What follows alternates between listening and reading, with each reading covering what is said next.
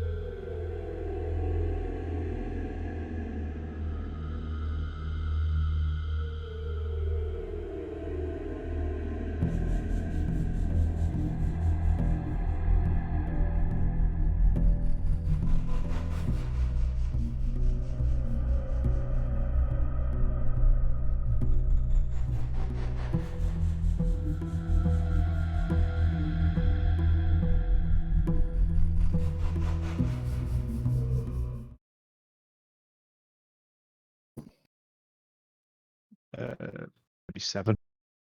7. Yeah. Right, we'll call it 3 days. And then I think it was you were traveling from Massau to Cairo was also a couple of days, wasn't it? Would be 3, 4, 5 days.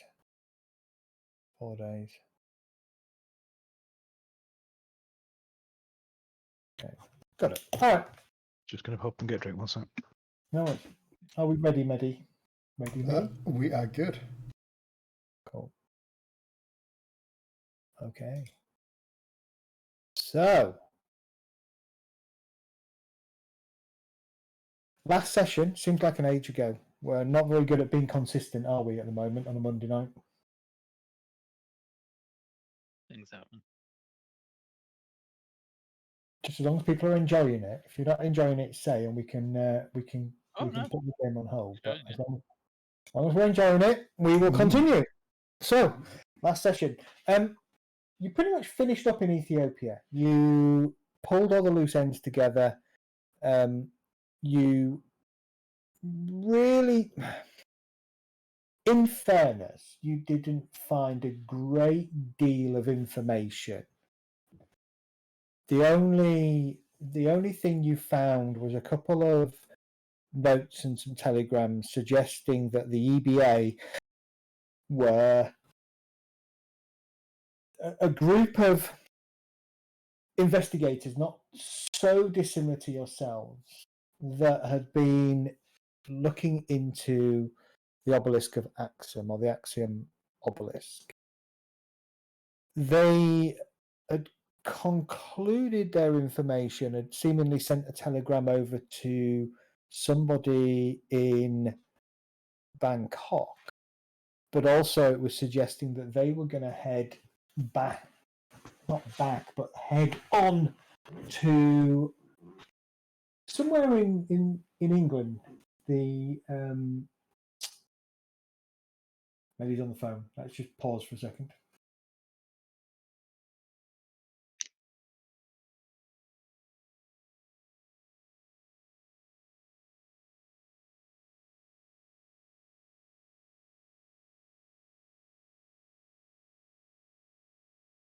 I am listening, by the way. I've got my headset on while I'm... That's fine. Maybe he was on the phone, so I paused.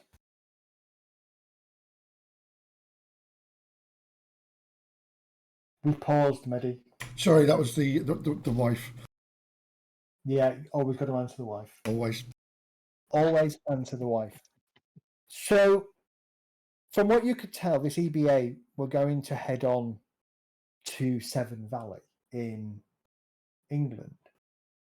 And as a result, I think you decided you wanted to see why they were going there. So that was where you were thinking of going next.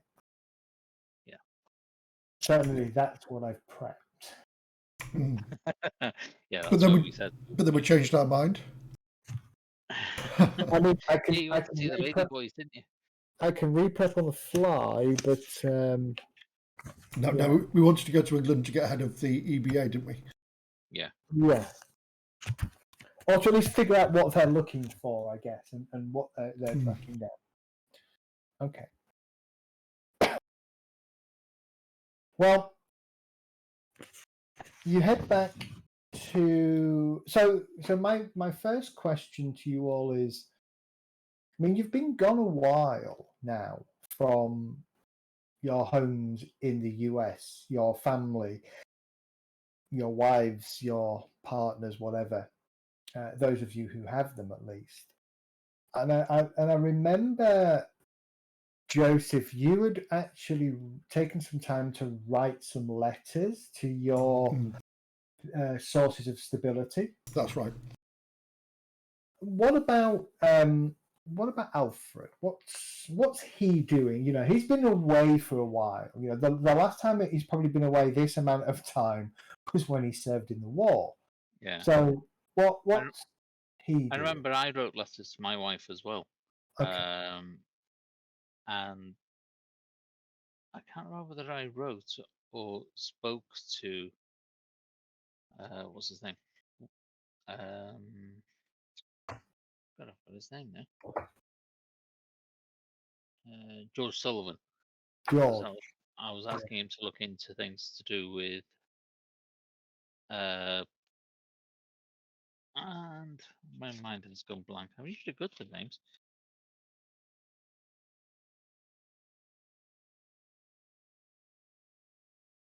Trammell and that corrupt Trammell. policeman. So I was saying, look into it quietly, see if you can find anything out for when we come back.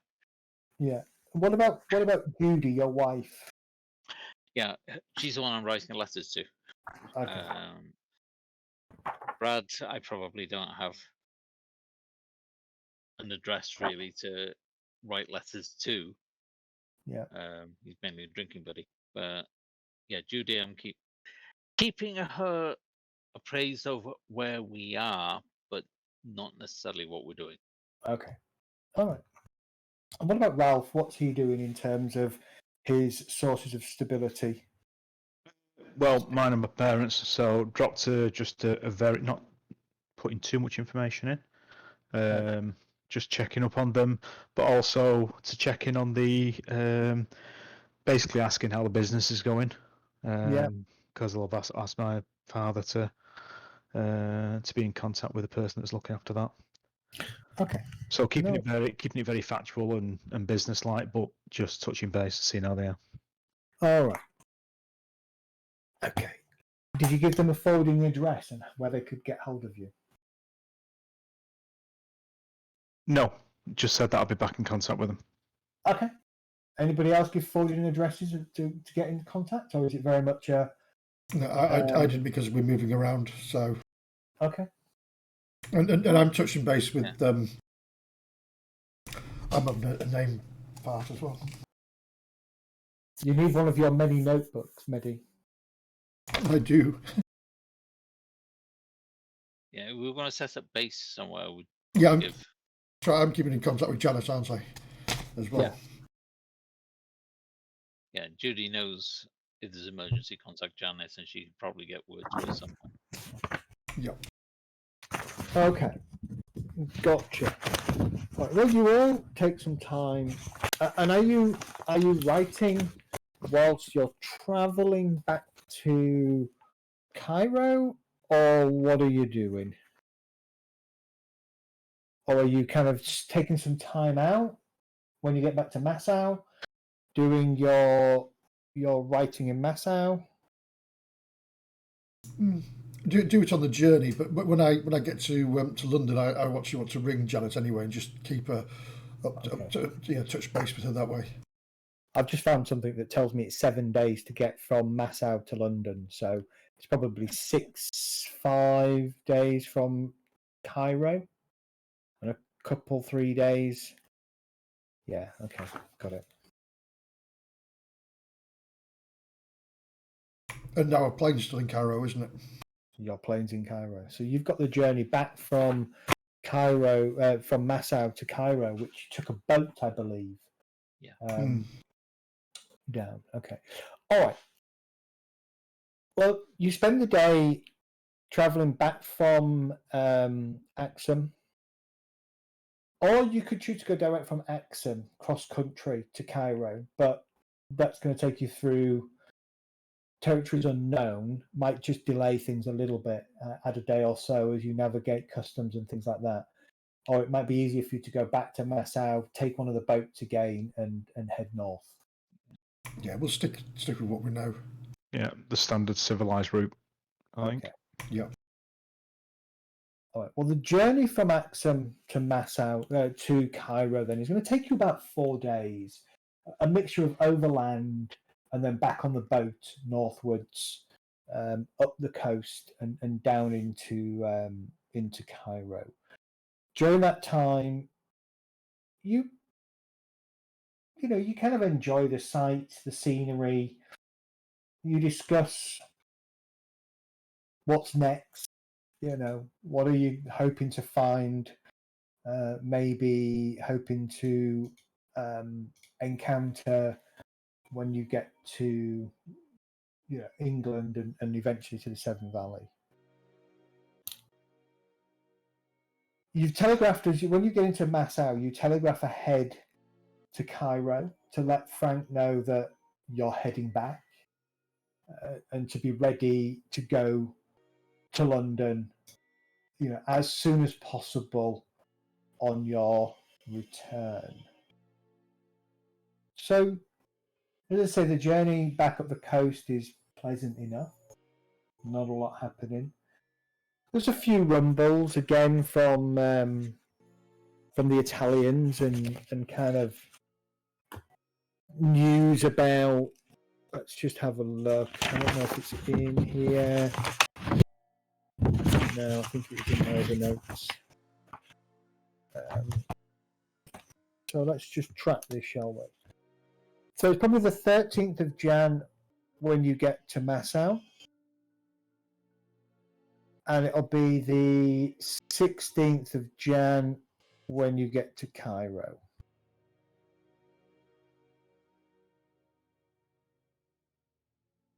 The flight from Cairo to London is probably 5 days. So it'll take you to the 21st of January by the time you touch down and arrive into London. The weather is cold. Let's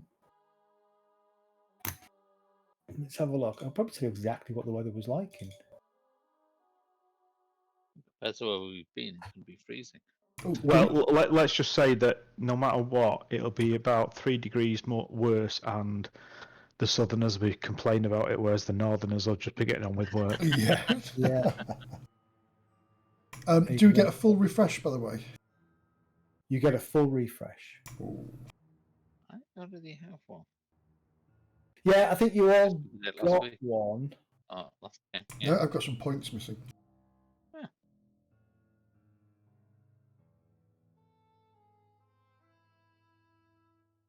Let's have a look.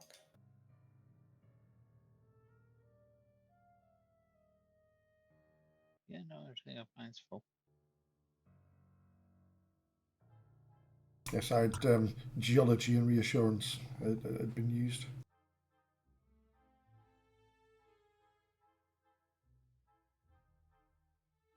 No, I don't want to do that. Okay. Well, it's probably certainly cold. Compared to where you've been, the weather is cold. It'll either be snowy, icy, or rain.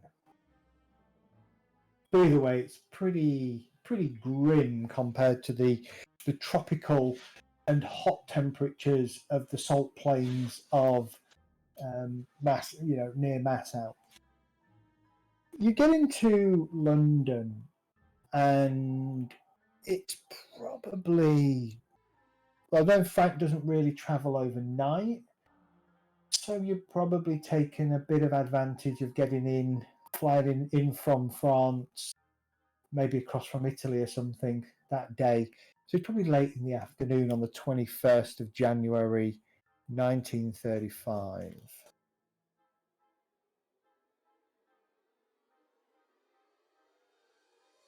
What are your plans as you come into the great city of London?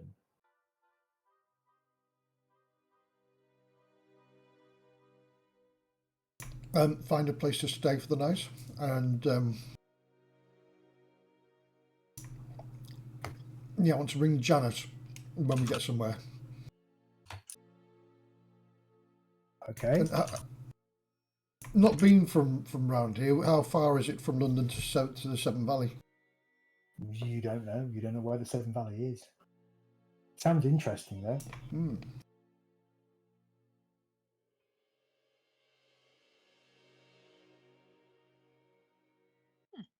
Okay.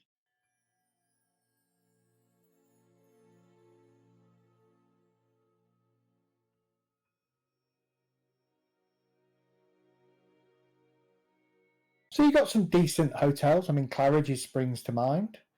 The Great Northern Hotel springs to mind at King's Cross Station. Grosvenor Hotel at Buckingham Palace, Palace Road springs to mind. The Langham, Charing Cross Hotel. Let's go to the Ritz.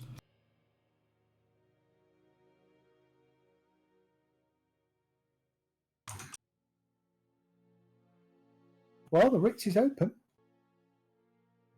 It's a rather posh, It is. rather expensive. I do think it's a waste of money to go there. Well, Compared to you stayed at the Beverly Hills Hotel, Yeah. true. you think it's a bit of a waste of money, do you, Joseph? But with the cold beer and everything.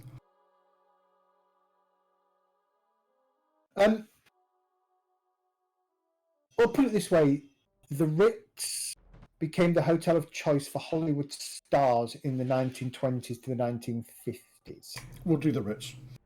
You'll do the Ritz. Didn't take much to persuade him. No. Okay. The Ritz is a very nice hotel. You know, it's certainly up there, and compared to your less than lavish accommodations that you enjoyed in both Cairo, Massau, and in the desert, it feels luxurious. It feels Do they survive? amazing. You can certainly, Gonna have a nice long bath. you can have a nice long bath for sure. The rest of the day, you dine in the Ritz Hotel. You very much enjoy the rest of the day. Get a good night's rest. You're coming off a fairly noisy aeroplane for the last few days where you've been sort of sleeping wherever you can So just back in a sec. during the evening. What did you want to do? Anything?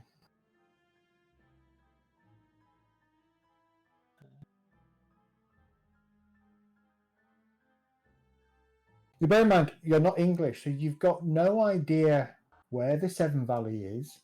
You've got no idea what the Severn Valley is, and you've got no real clue about what to expect when you get to the Severn Valley. I'm sure somebody on the front desk would know. Do we know anything about the local laws? Like, Or I'm sure there's a big old library somewhere. Oh, there's a huge library. I would say, Ralph, you know that there is a British Library, and it's definitely a place to visit if you can get away with it. As far as you're concerned, you don't know that you've got any kind of timetable you have to adhere to.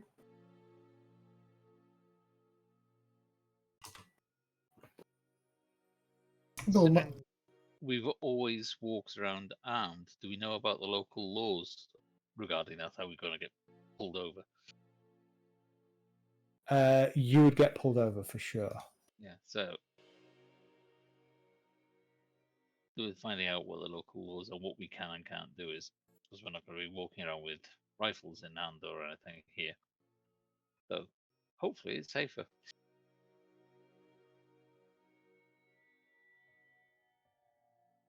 yeah, it's a point, no weapons. Yeah. Well, no firearms. Actually, Frank will and Alfred, you would know as well. Coming through here, I'm not saying you spent a lot of time in London, but you would have certainly come through England during your time in the war, and you would know very much that people generally don't go around armed like they do in the US. No. I guess the laws in the 1930s were a little bit different, but you still don't have people carrying weapons for sure. Well, so you're not mindful of that. deadly weapons. You're mindful of that, and as a result, it's up to you. You generally leave your long arms in the aeroplane, for sure. It's whether or not you want to risk taking your pistols with you.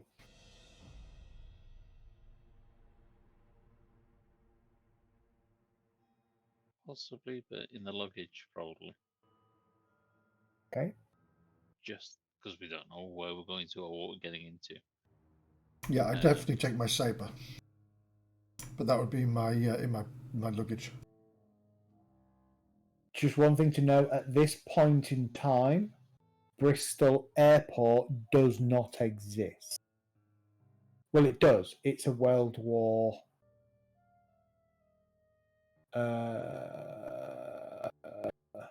no, it doesn't even exist.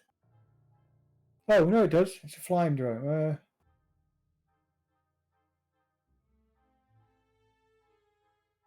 Yeah. So there is an airport at Bristol. Just so. Until 1939, at which point it gets converted to a flying school for the Royal Air Force and gets shut down as a commercial site. But that's a way off. Okay. But you've come into London to start with. You can figure out that. So evening of the 21st, you enjoy a really good meal, general relaxation. Generally, you make the most of staying at one of the nicest hotels in London.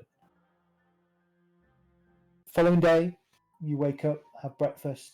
Again, very good breakfast. Much more westernized foods than some of the spicy stuff that you've been eating in Ethiopia. So overall, you're kind of feeling a little bit happier now you're back in sort of modern Western society. Obviously nearby, there is the British Library. It's about a 45-minute walk, a 2.5 mile trek through the streets of London from the Ritz Hotel. But as I say, you don't, as you come in, you don't particularly know where the Severn Valley is or what's there. The library would tell us all that.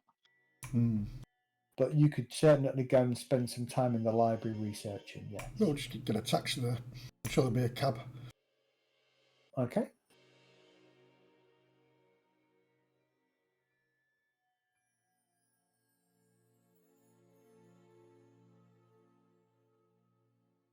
All right. So the Severn Valley is a particular part of Western England, sort of on the border between Wales and England itself, separated by the River Severn. Actually, it's not far away from where we go to lodge. I've actually done live role playing in Kidderminster Forest, which was fun. Which is smack in the middle. The first thing that Ralph does, and you all kind of do, is you kind of find like a map of England, and you kind of take a high level view of what is in and around the Severn Valley. Now, I'm just going to say this: some liberties have been taken. Okay, this is based on a set of novels, and so it's not 100% accurate to what is really present. But it is what it is, and this is focusing down. This is the area of the Severn Valley, or the area that is kind of known as the Severn Valley. You've got the River Severn. You've got the town of Brichester that is just adjacent to the A38. You've got the smaller town, or the city of Brichester, the smaller town of Berkeley, and then Severnford, Purton, and Sharpness, all small villages that sit on the edge of the river. There's a few other things. There's Deepfall Lake, Temp Hill, Goatswood. Those are kind of in the actual Cotswolds. Brichester itself is a typical kind of British, sort of English town. It has a church. It has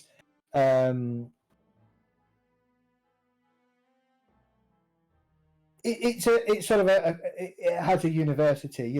It's Ralph's kind of perusal of books in the library turns up the fact that Brichester comes from the word brevis and the Old English seister. So you've got low is brevis, seister, which is town, Roman town, that comes from the Latin castrum, meaning a fortified place. To the sort of the northeast of Brichester, there is the remains of a fort built on what is called the Malachal, or what was known as the Malachal, Maledictus Collis, specifically in Latin, as far as Ralph can identify, what's today known as Mercy Hill. The town itself is kind of like a quaint town, red brick houses, steeples, surrounding the central white university buildings. There's a few interesting places to stay, a number of pubs, and it seems that Brichester is kind of divided, as you dig into a bit more detail. A place known as Victoria's Sprawl, which is just vistas of red brick studded with lines of furtively curtained windows, kind of spills away from the centre of town towards the southwest, sort of in the direction of the A38. There's the lower Brichester, the seedier side of town, to the east and southeast of the town. Abandoned factories from early industrial revolution, seemingly. Kind of just slowly but surely becoming run down. And then Mercy Hill, northwest end of town, built on a large flat plain, so the hulking mound of the large hill is quite noticeable. And apparently there's a couple of article references to a mental institution that has been built atop Mercy Hill, known quite simply as Mercy Hill Mental Institution. Looking a little bit further, about 40 minutes west of Brichester on the Severn River north of Purton is the small village of Severnford. Very old kind of place. Notably, I wouldn't say renowned, but in this part of the town, area, it's dockland. Much of Severnford's frontage sits on the Severn River, and there's a large amount of dock activity that takes place there. Temp Hill, which is to the east, is an old market town. Not a lot really to note about, nothing massively exciting mentions that you can find about Temp Hill, just that it's another one of those kind of places not too far away from Brichester. There are a couple of books that you can find referencing the area. There is a book by somebody called Wiltshire, called The Vale of Berkeley. And this is kind of asking the librarian if they have any books or know of any books related to the Severn Valley itself. So you've got The Vale of Berkeley by Wiltshire. You've got The Legendary and Customs of the Severn Valley by Victor Hill, 1896. A Note on Witchcraft in Monmouthshire, Gloucestershire and the Berkeley region by Sangster. Monmouthshire? Bloody hell. That is where we go. That is where We go to Monmouth. We do go to Monmouth. Yes. Easiest way from London to Brichester is very much train. Train goes down to Berkeley. You go from Berkeley. You can then get a bus, train. You could fly down to Bristol or fly across to Bristol, get a train up to Berkeley, and then bus into Brichester. There is a train from Brichester down towards Goatswood, and Severnford is bus to and from Brichester. Well, would we be better flying into Bristol? Could we hire a car from Bristol? You Because could it's a absolutely city. hire a car. And then drive, because it's only about 20 miles. By the time we've got off the train, then need to find somewhere at the other end, we could have a car and driving. Yeah, exactly. And at least the plane's closer as well. Yeah. Which also means it might be easier for you to move your long rifles around if you really want to, and your firearms around in the trunk of a car that you've rented, if you wanted to. Just to know, so Severnford is a real place. I think Purton is a real place. I think Sharpness is a real place. I've just dropped some maps into reality, into the eternal lies of current day reality, and I think the place where they're looking is situated where Breadstone is in the second map. So it's a lot of them are there. Yeah.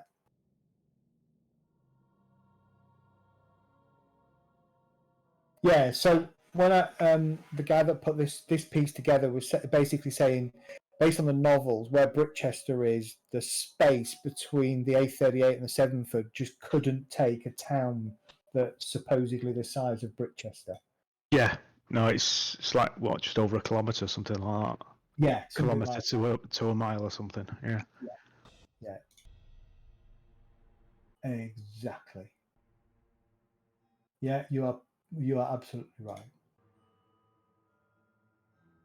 So it takes you the best part of the day, really, to pull all that information together. One of the things that catches your information towards the end of that day is you're kind of starting to, Joseph and Alfred are sat there poring over, maps and other geographical references to try and figure out the best way to get there. You're kind of caught up in the books that the librarian had pointed out to you, and actually the one that grabs your attention the most is The Vale of Berkeley. It's got the usual stories about female apparitions, earthbound monks, the Witch of Berkeley, and the Berkeley Toad. But it's the Berkeley Toad story that gets your attention. It's described as being an inhuman monster kept in a dungeon and fed on human corpses. Wasn't there a toad mentioned in what we'd seen on the other side in Like, Ethiopia? Yeah. Yeah, a toad-like creature. Correct. As one of these Grab your attention. one of these alien entity type things. Yes. And yeah, and that's what grabs your attention. You're kind of tapping away at this and pondering.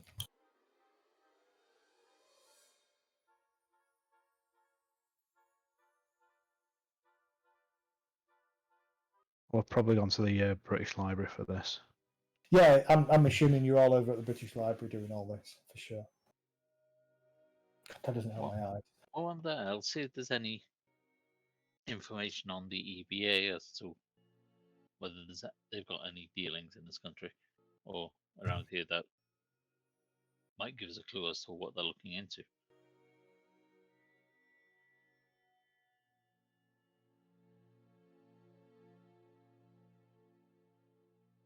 Okay. There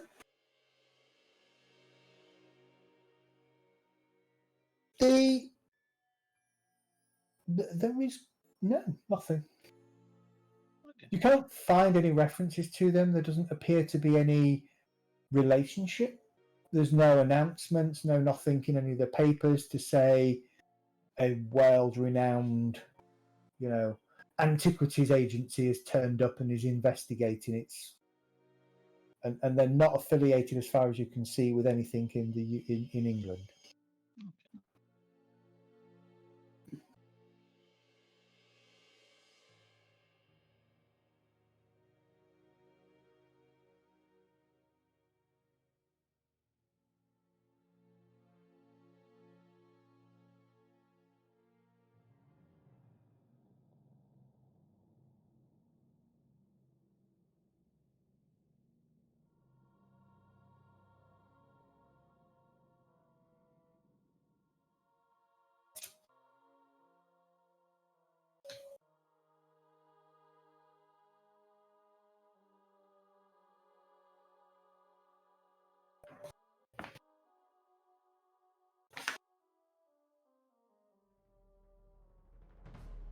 So, fly over, drop in, hire a car.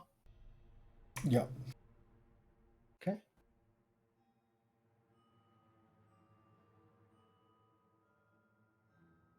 Make sure we take all the snacks with us as well. Can. And dressing gowns and anything like that. And the soap. Yeah. Okay. Well, 23rd of January comes. You head back over to Heathrow and head over to Bristol. The flight to Bristol is probably a couple of hours. Maybe a little bit longer, maybe a little bit less. Probably a couple of hours as you know it. The journey is pretty straightforward. Airplane takes off, flies over, lands down in Bristol Airport, and the procuring of a car does not take Joseph too long. An hour or so after you arrive, you're sat in a rather nice English 1930s sedan. I wonder what one of those looks like. Be a Bentley.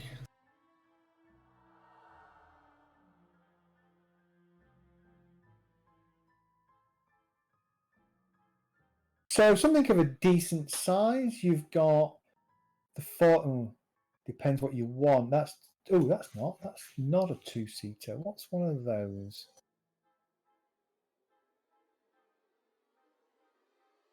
A 1930. Oh no, 1937. That's not going to work, is it?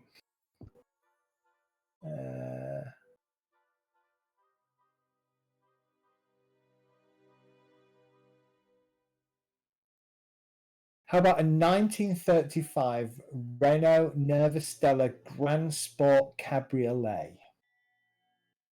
Ooh, a French car. I was going to say. You Can't wouldn't remember do it. Plymouth. Actually, they're probably not in the UK either. A Ford.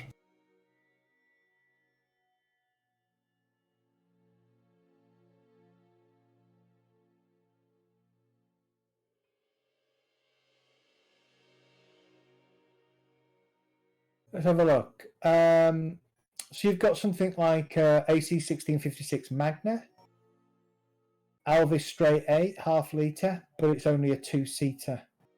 Austin 7, Austin 7 2-seater, Austin 7 Coupe 2-seater, Austin 7 Swallow,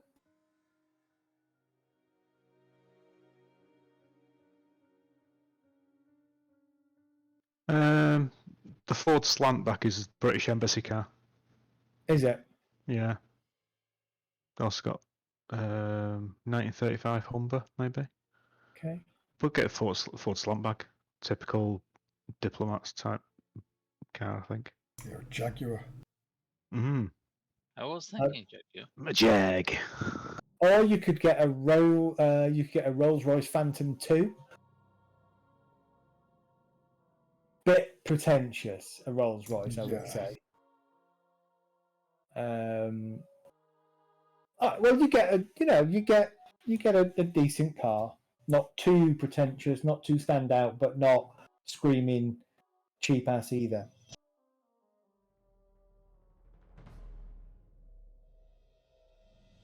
Yeah, definitely. We don't want to be screaming, "Here come the Americans," either. No. Probably takes you to probably another couple of hours from the airport to get yourself up to Brichester, get yourself into the centre of Brichester, and start to consider finding a place to stay.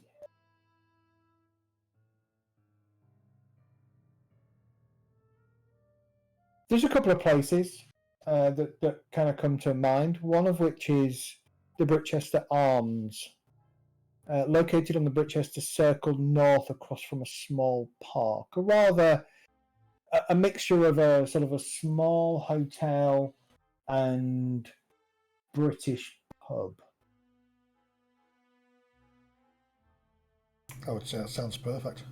Yeah. Mm. Not massively expensive. It's not, it's not cheap. But more importantly, it's got a bar downstairs. Yes, it has. Sawdust on the floor. Yeah. Not quite.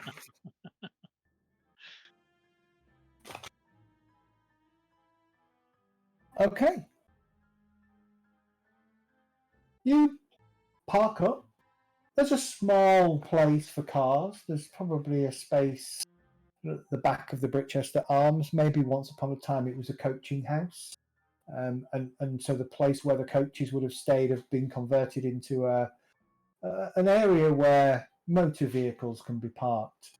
Not a lot of space, but then in the 1930s there weren't a lot of cars, so you can get the car into there and unload and get yourself settled. You go in and you kind of go in the door that says Hotel Brichester Arms Hotel, and classic sort of Western Englishman gentleman is kind of there in his suit, and his bowler hat is by the side, and he kind of good afternoon, gentlemen.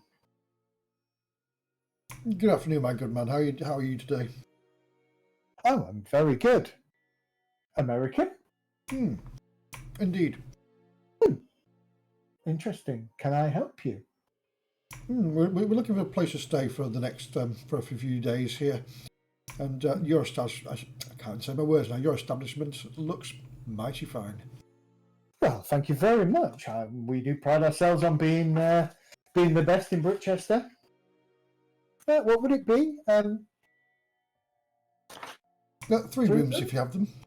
Oh, of course, I can certainly do 3 rooms for you. Yes. That will be room 4, 5, and 7. Down the bottom, up those stairs, first floor. There are 3 doors on the left. Thank you, my good man. What time's breakfast in the morning? Oh, breakfast is from 7:30. That's lovely. And just out of interest, are there any touristy things to do around here? Any nice things to see? You know, like old castles and things like that, or? Well, not really here. I mean, you could go up into the Cotswolds. Of course, you forgive me. That would be to the west. No, east of here. Probably a couple of hours drive. I'll take you up into some lovely hills. A lot of people like to walk there. I don't know if you fine gentlemen are walkers. We do enjoy a mosey.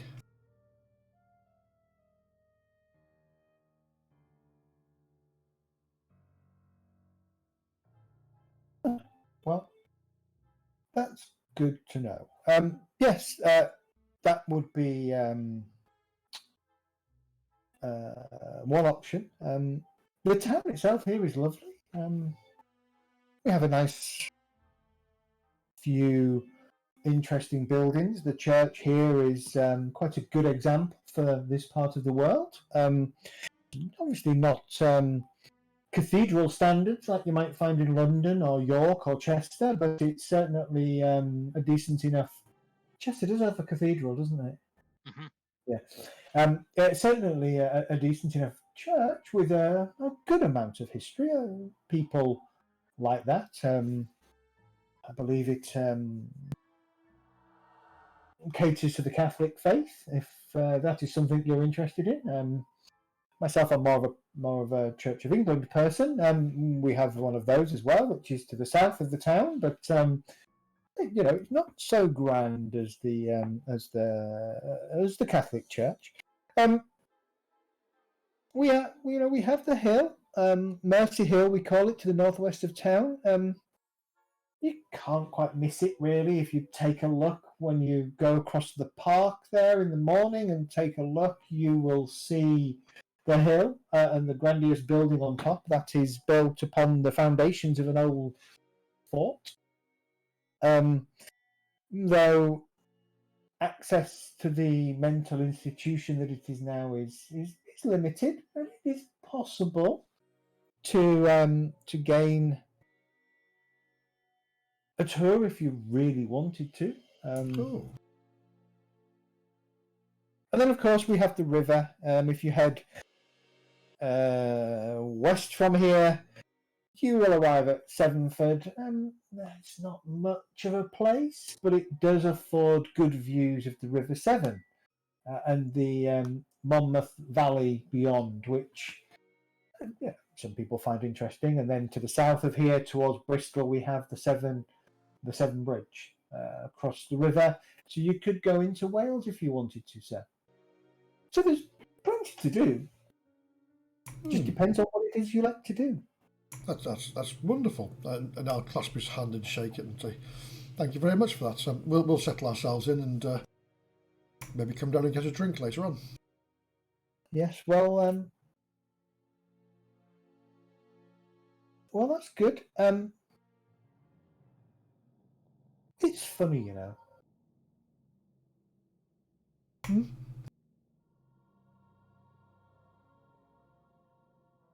You're not the only. You're not the first foreign guests we've had this week. It seems like this week is an interesting week for non-English folk. Oh, really? Yeah, indeed. Where did they come from? Well, hard to say. There was a Frenchman amongst them. They left yesterday. Oh, really? Any idea where they were going? They didn't say. They said they were going to just explore the area. They were quite fascinated about the Severn Valley in general. Actually, asked me the same kind of questions that you've just asked me, which is kind of why I just reminded myself. Yes. So they checked out of here, or they've just been out of? No, since- they checked out yesterday. All right.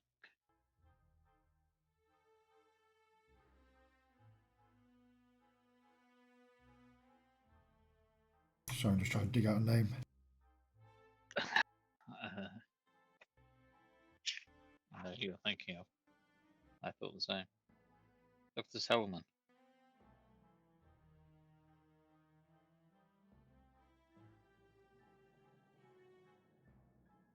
Was it? Yeah, Dr. Solomon was the English doctor The French that was in the library over. Yeah. Yeah. Yeah, Yeah, good. Hussein Solomon, wasn't it? But he wasn't. He wouldn't be. I'll casually in conversation just say, "Oh, I wonder if it was our old friend Solomon."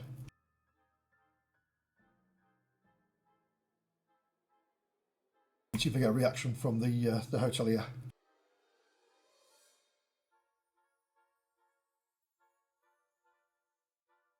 Mr. Solomon, you say? Hmm. Indeed. And he kind of looks at the guest book that you've all just signed, and he flicks back and yes, Mr. Solomon was a visitor last week. How interesting. Nice fellow.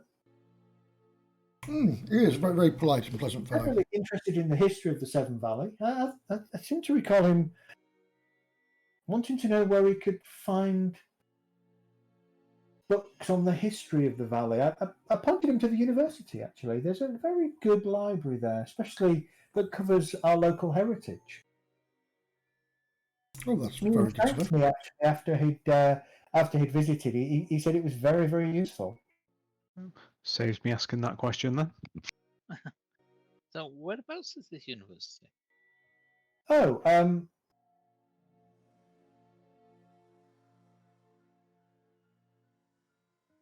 it gives you some directions. Sort of come out of here, turn left, walk 100 yards, turn right, turn left, left again, right, and you'll find yourself a building, and that's the university. Oh, so it's nearby. Much of the very centre of the town, he says, is built around the university. They pride themselves having a very good university here.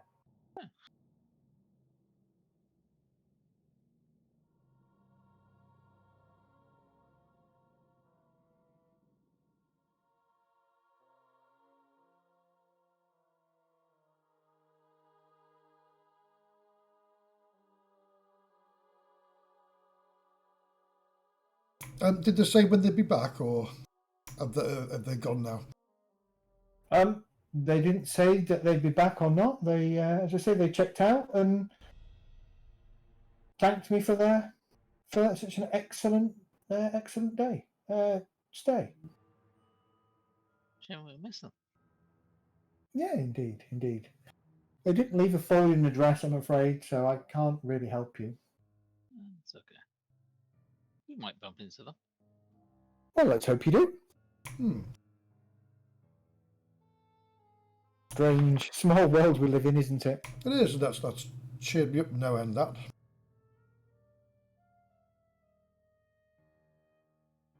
Right, so I'm going to go to my room, and I'm going to take room number 7. Okay. 7 is one, not quite at the front of the building, but it does have a window that kind of looks diagonally across the park. Is there a room number 6? Yes, there is. But it's Opposite side of the floor or opposite side, yes.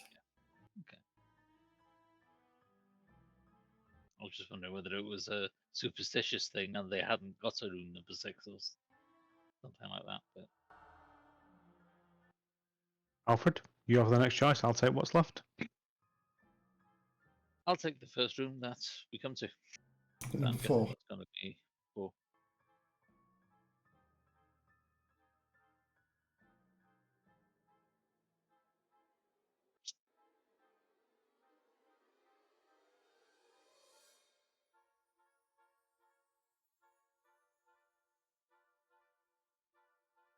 Do you know what? Do you know what I should have done? I should have looked at the guest list when he showed it to us and see who else stayed with Solomon.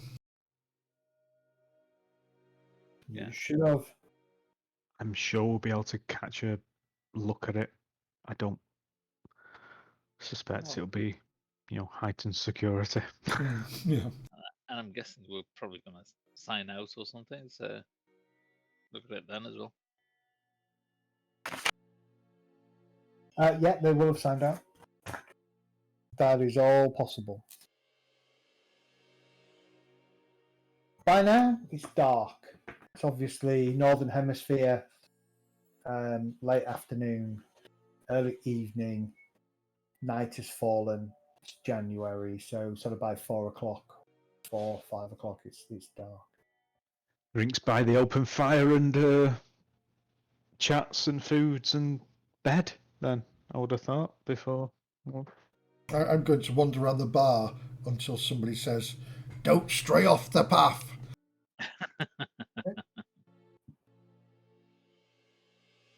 Ale here is pretty good. Food is decent. The bar itself is rather busy. A lot of people in. There is definitely a rather nice open fire, taking away the chill of the cold night.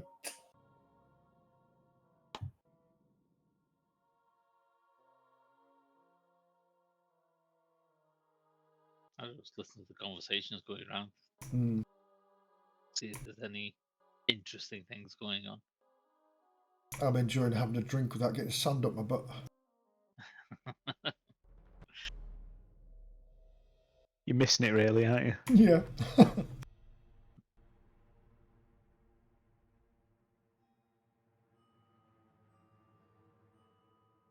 There's not much going on. Ramsay MacDonald is Prime Minister. George V is the King. There isn't a huge amount of, noise. What date are we? 23rd into the 24th. There's not any real happenings of note currently. Let's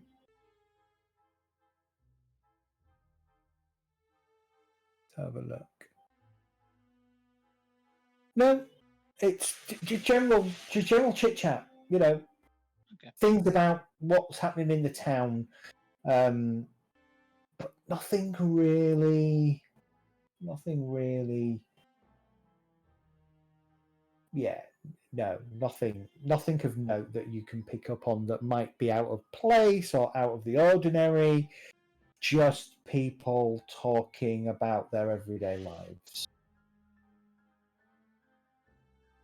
It's not unseasonably cold. It's not unseasonably, people aren't going missing or anything along those lines.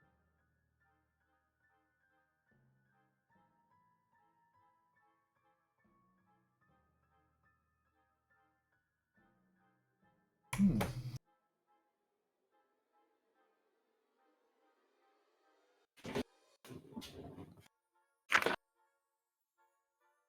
So nobody's saying, "Has anybody got any corpses so I can feed my frog?" No, not at all. God damn it! We have to work for these clues. No. no beast walking across the moors or the forests, or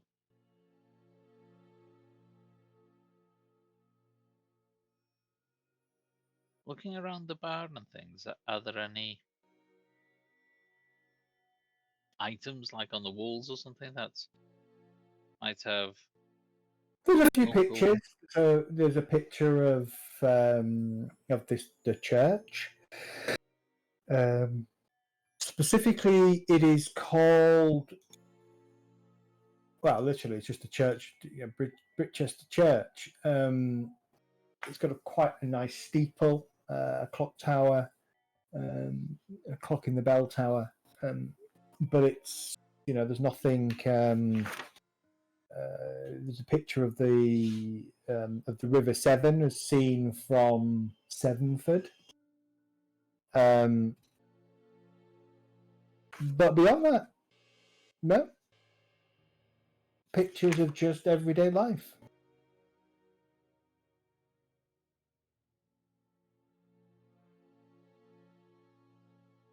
Oh, now I found my notes where I wrote down how long it would take you to get here.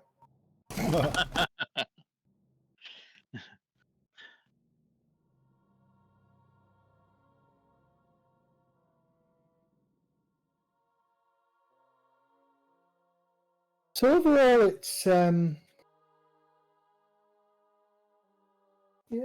a pleasant evening. The drink warms you up. People warm you up. Speaking to Alfred and Ralph, it'd been just worthwhile maybe keeping an eye out when we go to see these places like the university and the churches and things for any of those symbols that are on the walls. Yeah, I was thinking the same. I was thinking also gargoyles and things that might be in the shape of some of the weird things that we've seen or heard described. Yes. Those stones that we found around the the farm. farm. Any of those significance to this area? Repeat that, sorry? You know the stones that we found around the farm or north Yeah. of Los Angeles? Any of those from this type of area? Like those Celtic one, for example, is there anything that might have been from? From what Ralph had noted, there was at least one European sort of Celtic symbol amongst the symbols that he saw on those stones at the barn. I wonder if there's any links to something around here. On the border of Wales and things, there might be some Celtic ruins or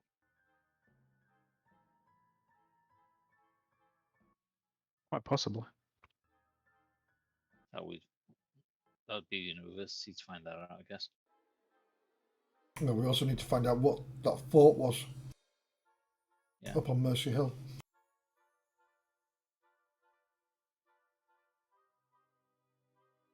So I think it might be worth having a tour around the asylum.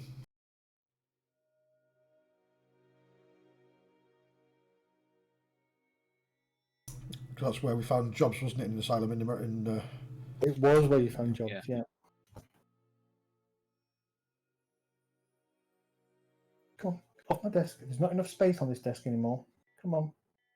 Good boy.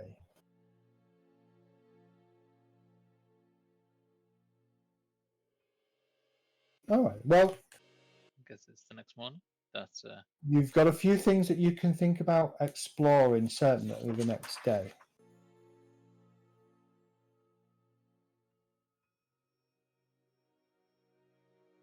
You wake on the 24th. A light dusting of snow has fallen overnight.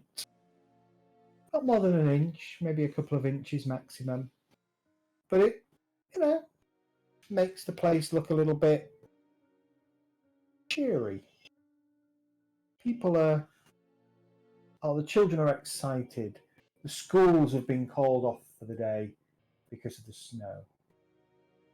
Toilets are frozen.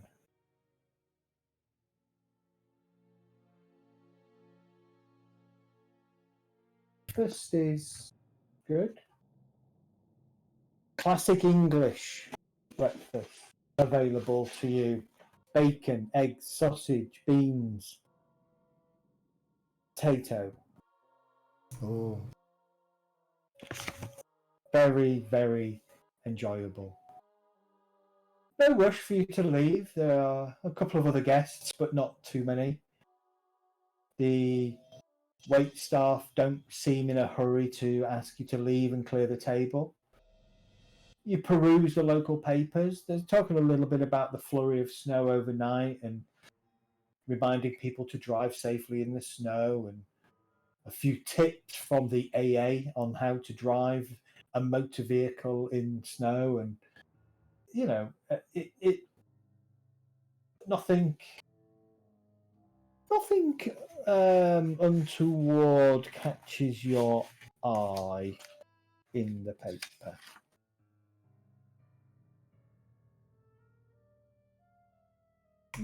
well, we're going to keep the rooms on, aren't we? So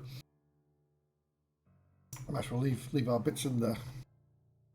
Just take what we need. And but you reckon? University's Yeah, still be open, university. wouldn't it? Yeah, the schools are closed. University'd still be open, wouldn't it? Yeah. I would have thought so. Bigger, yeah. This here, mister. Big knock. Ah, don't do that. Not the body. Bit me, the bugger. He's got a big knot of fur down here and he doesn't like it being touched. But it needs to be teased apart. And he just bit me trying to tease it apart. University will absolutely still be open. Church will be open. So there are still things that you can do. Just you'll be doing it in snow. Well, university will give us a clue as to what someone was looking into. Yeah, hopefully.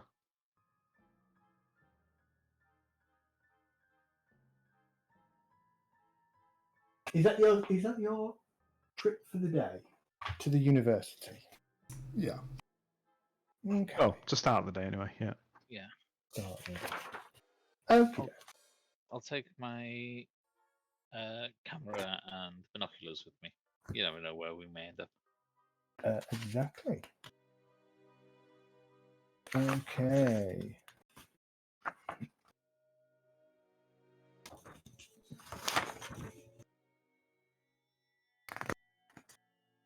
Give me a second while I find the university.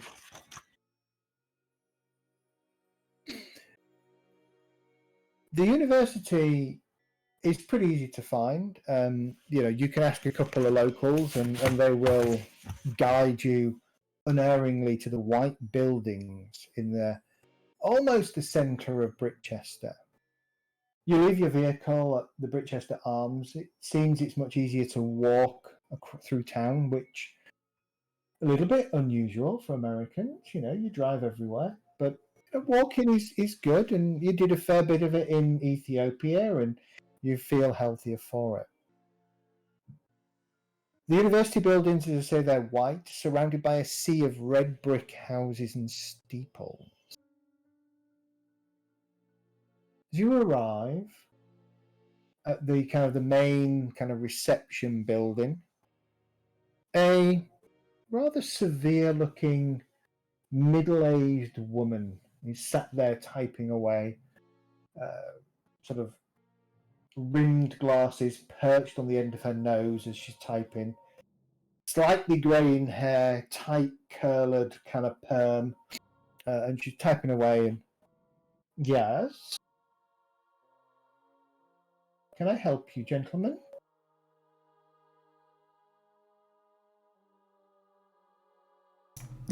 Yes, but my colleagues here would be very interested in to look at your library. Would you now? Indeed, I'm following up on some research that a colleague of mine, Mr. Silliman, did. He was doing some research, and I'm also working towards working on a book. Okay. Well, I guess you'll be wanting to speak to Mr. Cowell then. It's not And she kind of turns around behind her. There's a little board with loads of holes in it and a few wires sticking out of it. And she picks up a little a thing, puts against her ear, and she puts it in and rings a little dial. And Mr. Cowell, visitors wish to visit the library. Are you? Yes, okay, very well. Okay, yes, okay. She puts it down. Mr. Cowell says you're more than welcome. He's going to send one of his fellow research fellows over to collect you, Mr. Julian Pitchfork.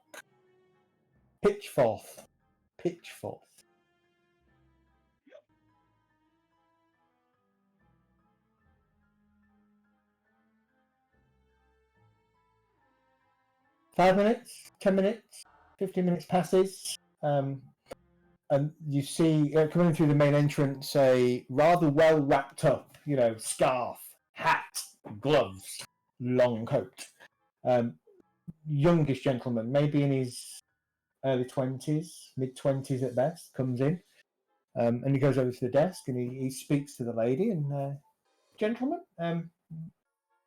Mr. Cowell has extended an invitation to the library. Please follow me. My name is Mr. Pitchfork. Portforth. I'll show you the way. Thank you.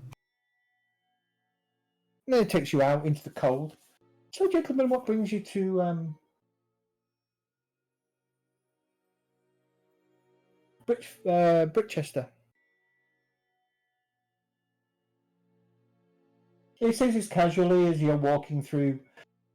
He's going to take you back out from this building across into amongst some of the red brick houses and probably a 10-minute walk to another white building, maybe a quarter of a mile away from where you are, that is the library. And he's just generally asking polite questions, a bit inquisitive, trying to dig into why you're here, but nothing rude or nothing unexpected. Well, I'm just following up on some work of a colleague of mine, a Professor Suleiman, and how it pertains to my own work in a book that I'm working on. You're an author, sir? Antiquarian, yes. Queer enough, that's very interesting. I myself am a budding author, a budding writer, and a librarian, understudy. Our library is fascinating. Are there any particular books that you're looking to study? Perhaps I can direct you to. Perhaps I could be your research fellow for the day. Potentially, you may be able to help me. I'm looking into local mythologies. Like another fellow that was here. Yes, my colleague, Professor Suleiman, possibly. Oh yes, Professor Suleiman. He's an interesting man. Yes.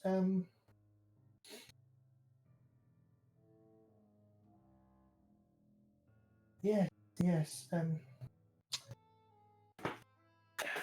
He wouldn't stop talking about his time at Oxford. Is that where you met him? Were you at Oxford as well, sir?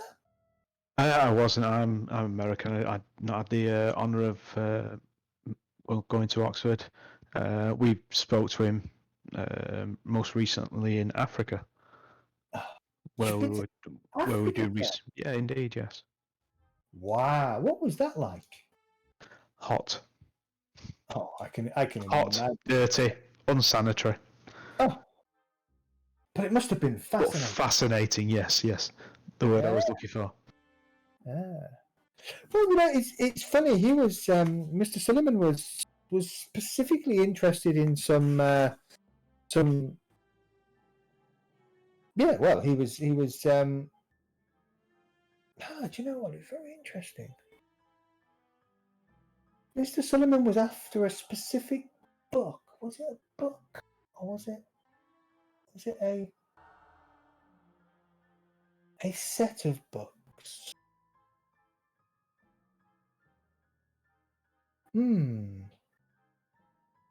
I'll have a think.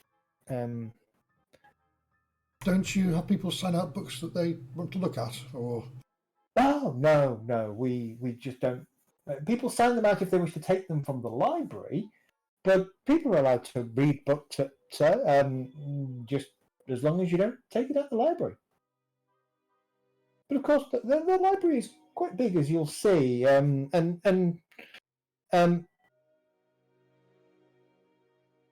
spans good 3 floors.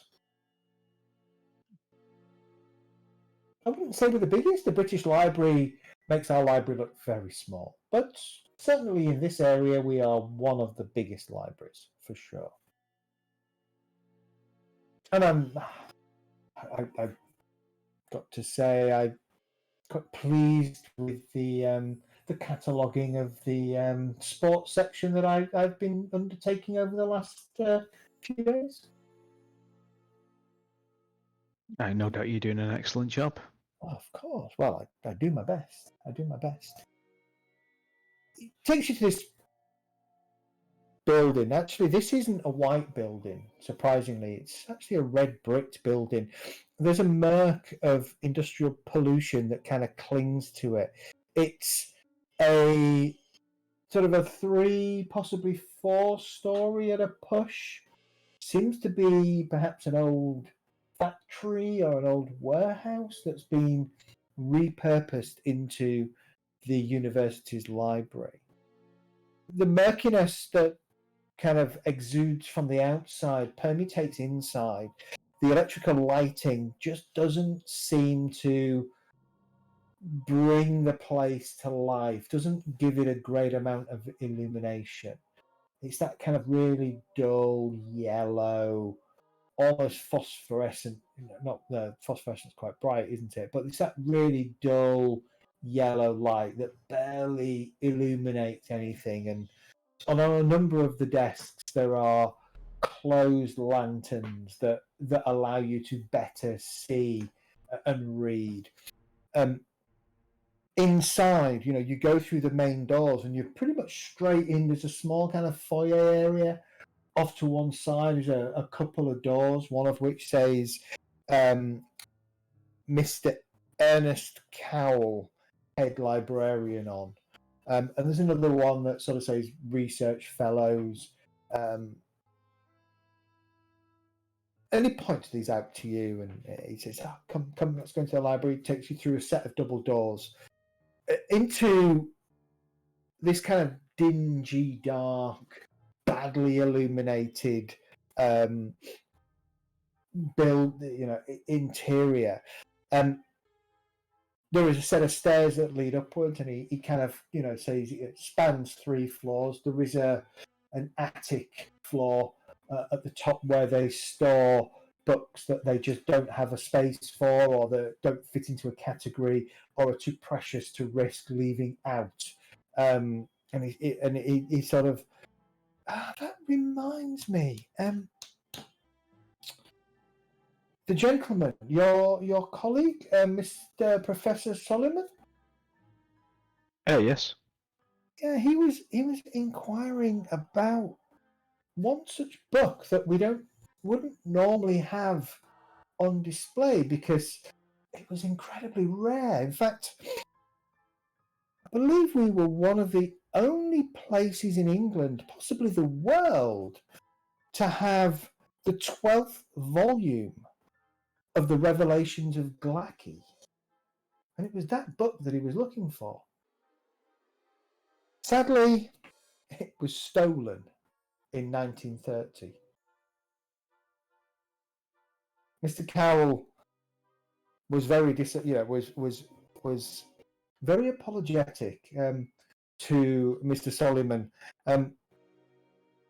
just we haven't been able to find it.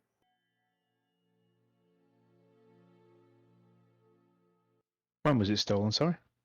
The 1930s.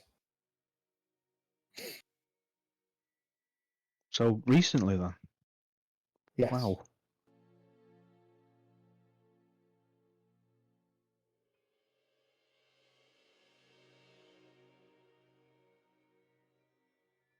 Hmm.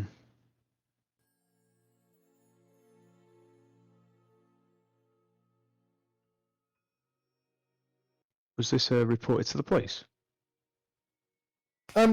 Yes, we report all thefts to the police for sure. Well, they ran into a dead end, I assume. Yes. They believe it was one of our very own that took it, though both he and the book, well, they never found them. I believe it was a before my time, obviously, a Professor Hurd. Strange fellow from all accounts. Certainly from what Mr. Cowell would have you know, he was a bit of a loner. Taught history, a little bit of archaeology. Apparently, sometimes mixed his lessons with a little bit of mythology, especially about this region. But he left. Police claim they never found him, never found the books. That kind of put paid to that one.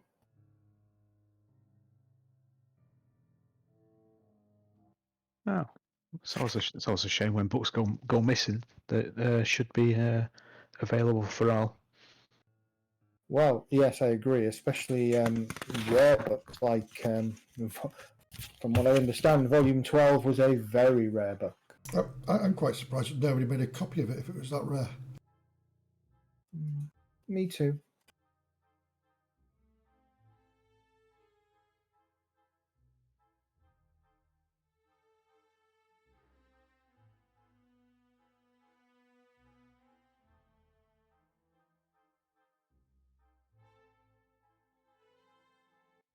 And to see what we'd actually seen for that.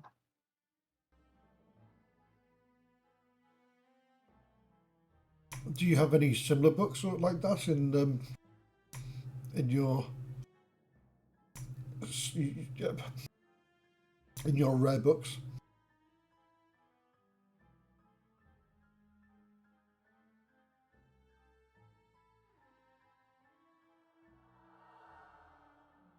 Well, no, it's not my speciality. My speciality is sport. But I'm sure Professor, not Professor, Mr.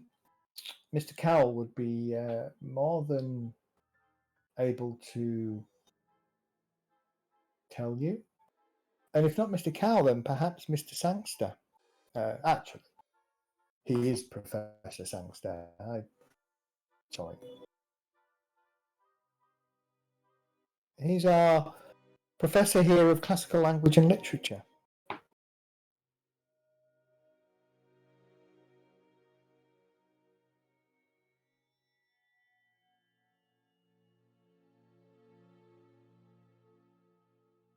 Mr. Haas, did you mention that you were an upcoming author? I'm writing a book on mythologies at present. Yes, I've been doing some. I say we're doing some research in Ethiopia and the surrounding areas there. And I'm also now looking into this region and Celtic mythologies and various others. It's a crossover where ancient mythologies have travelled throughout time and impacted each other. Well, that's... Yes, Mr. Sangster. Sorry, I do this all the time. Professor Sangster might be interested in a conversation with you, Mr. Haas. I believe he himself is currently writing a book, or should I say, revising a book. Oh, interesting. Yes. Again, not my forte, but I believe he's revising a book that he published 2 or 3 years ago. The book Witchcraft in Monmouthshire, Gloucestershire, and the Berkeley region. I think it's called. Oh, very interesting. Yes, could have some good information there. Well, if you want me to try and get you an appointment with Professor Sangster, please just let me know and I'll do what I can. Anyway, here's the library. Is there any particular section you wish to start with? Your section on mythology.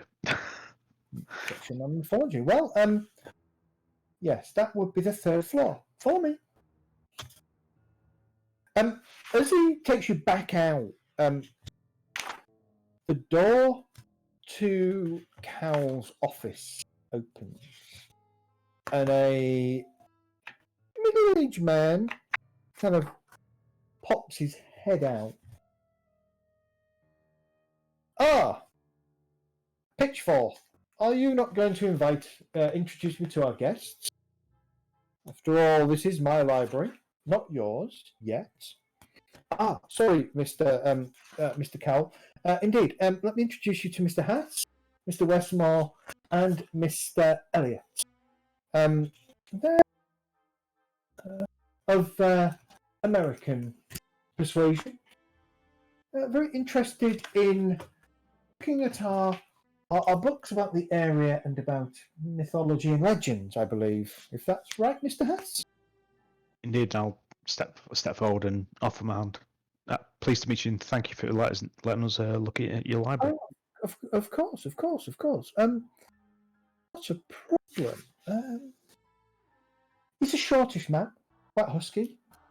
He's one of those people that has no neck. His kind of head disappears into his shoulders. But it's not because he's he's well built or anything, but more because he's rather large. He has a number of chins that kind of dangle down and disappear into the folds of the top of his chest. Slightly balding on the head, probably carrying a good 20 or 30, 40 pounds more than he really should do for his size and his stature. He breathes quite heavily.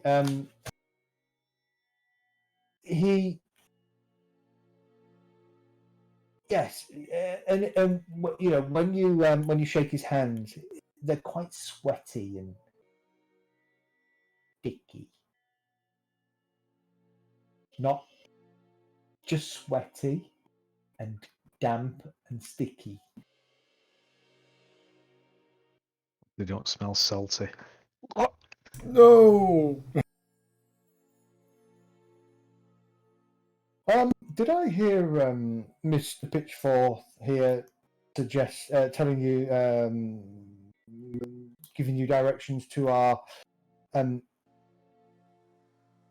various philosophy, anthropology, occultism, and fringe science section? 3rd floor? I would assume so, yes. My field is the mythologies. Well, very good. Follow me, I'll take you up there. I was heading that way myself. Oh, thank you very much. Perhaps you could tell me about this 12th volume of the Revelations of the Galaki that was stolen. You as well, sir? Well, the young man passed on that bit of information, and it's a shame that such a book would go missing. Yes, indeed, absolutely a shame. I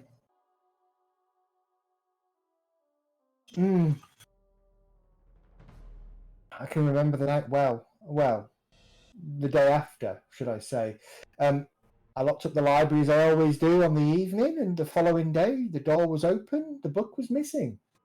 That's a well-practiced speech. Very suspect. It is a well-practiced speech. Not more to it than that. It was just that, 3 other volumes of the Revelation of Blackie. That was it. Gone. Of course, I had a lot of explaining to do. It was a book that we didn't really want people to know we had. One of those, hush-hush books. We Yeah. certainly didn't have it on display. Which, when the police told us that it was probably Professor Hurd who'd stolen it, it made sense.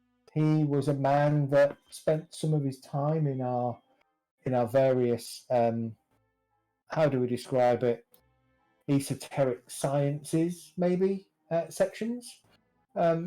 Stuck his nose into some of those strange books.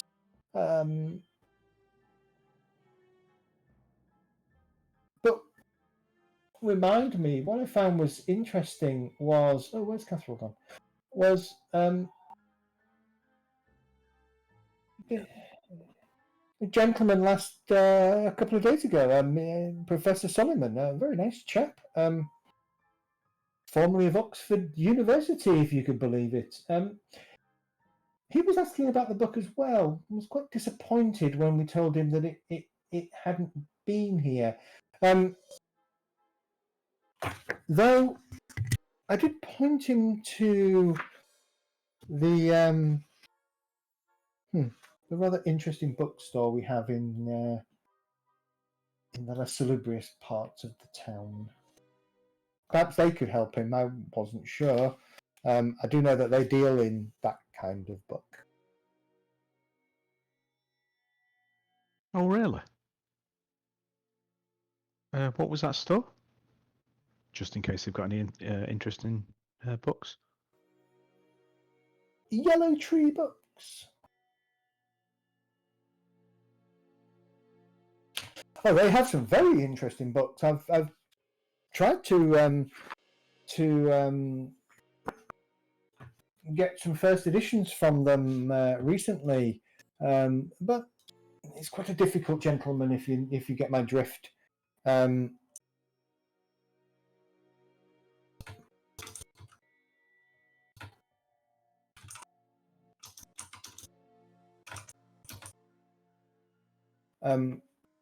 Yes, quite a difficult gentleman to do business with.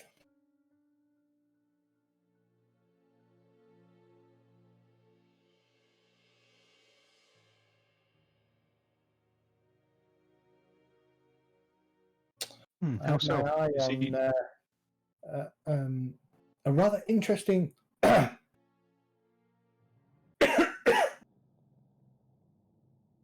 have a look at this. A rather interesting book on. No, that's no good.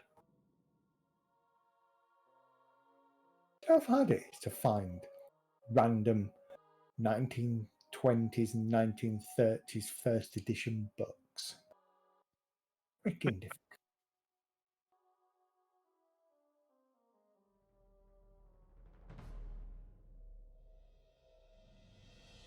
Oh, that'll do.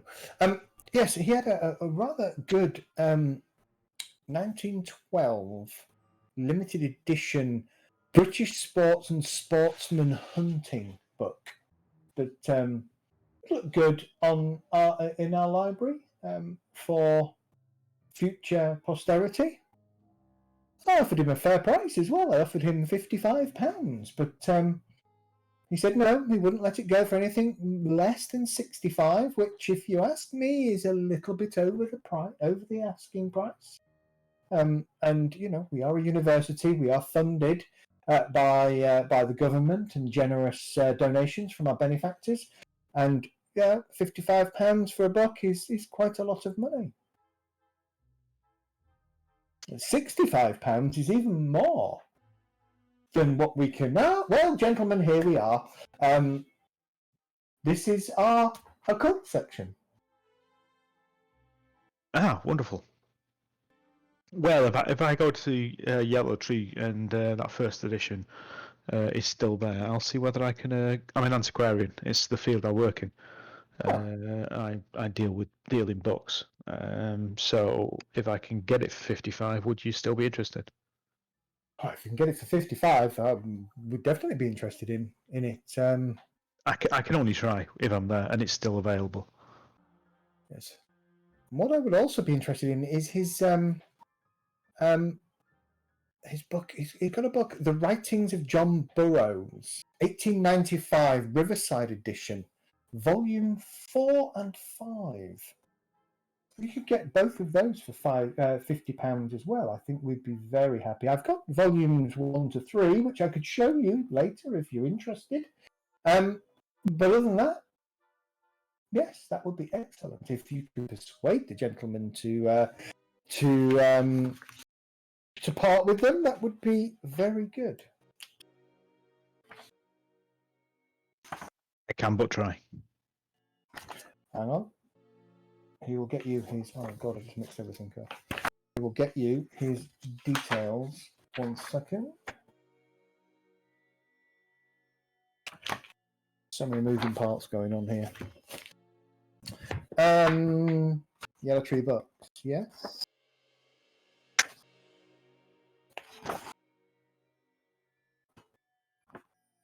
So it tells you that it's located in Victoria Sprawl, near the decay of Lower Brichester.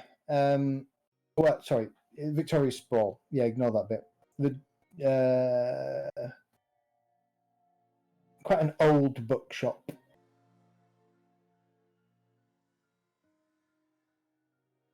The proprietor, he says, is a Mr. Parsons, a Mr. Joshua Parsons, though he prefers to be called Josh.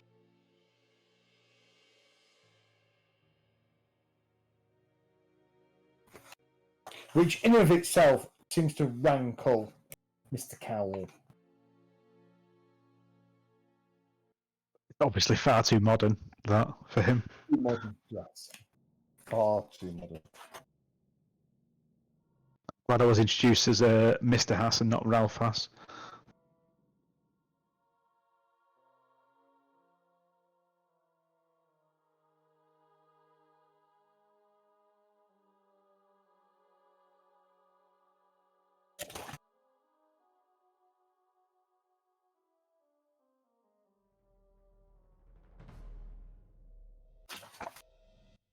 I'm going to pop to the blue.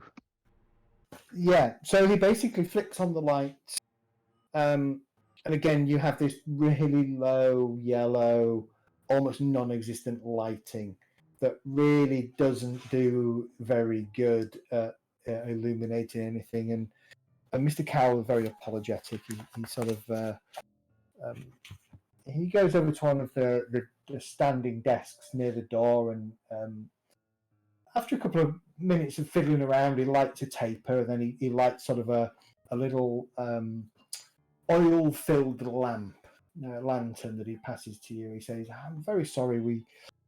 We've had problems with the electricity here and the lighting here ever since it was installed. So I have to do things a little bit the old-fashioned way."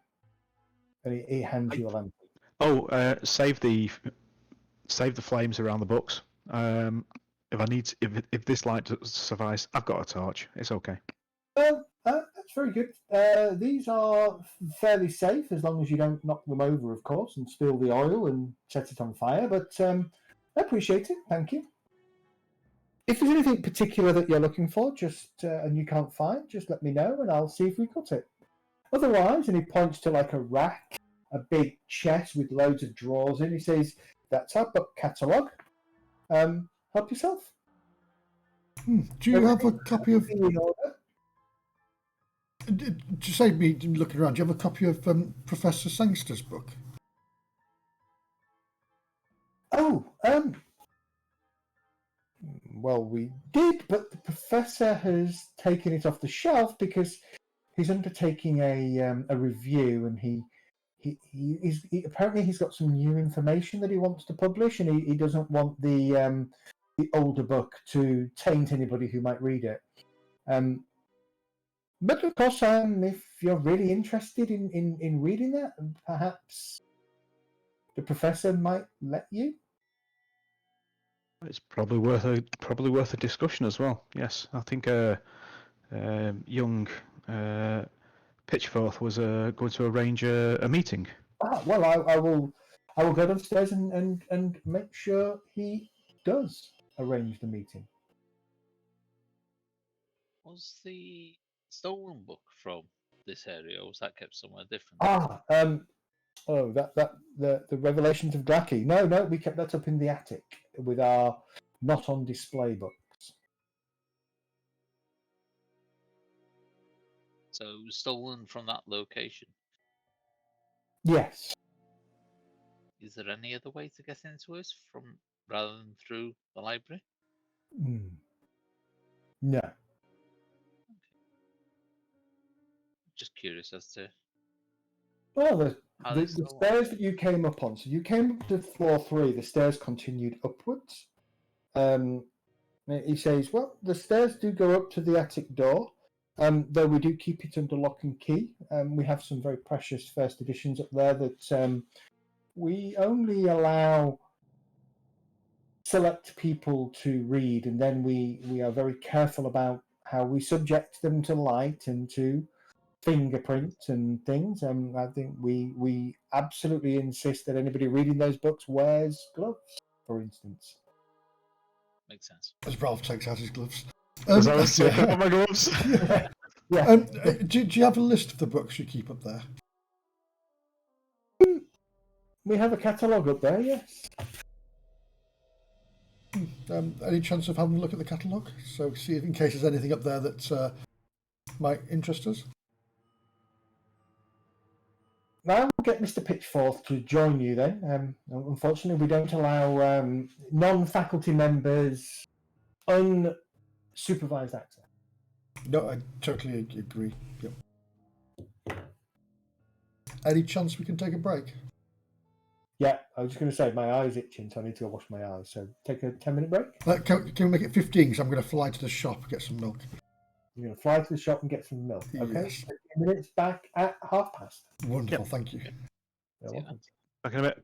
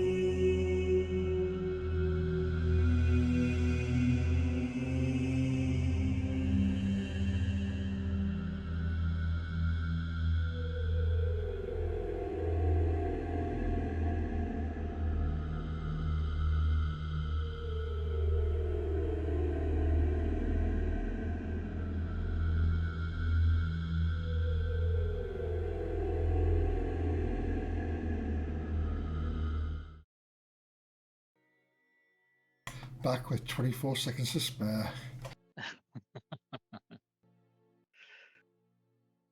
You muted. Zed is muted. I'm muted. Right. Test. Welcome back. We're all back. So, just want to correct something. I said volume 12, Revelations of Glaaki was stolen. It wasn't. It was volume 9. That makes all the difference now. Yeah. It's a very subtle but quite important. I'm wholly invested in 12 being stolen now. I just can't go. Let's find the hidden books. See, I've started investigating where book 12's gone. I've got to find the wrong one now. Yep, you are.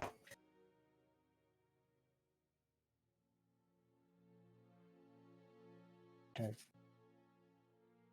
Whilst you are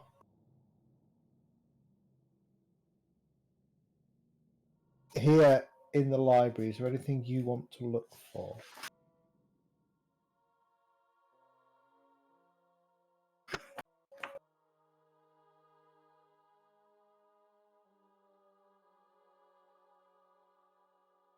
Sorry, just got jam on toast in my gob.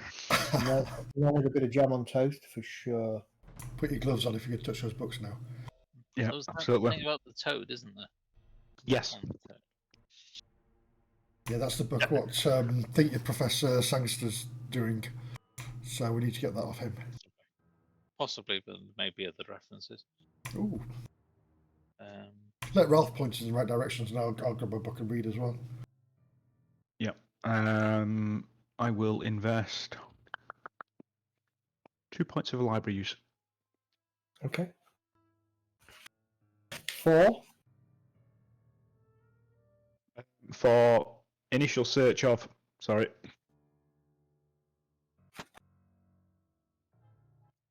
God, that jam's sweet. Looking for reference to the Barclay Toad and anything that comes from that. So there was a hill that we were looking at, was there? Mm-hmm. Yeah. Mercy Hill. Yep.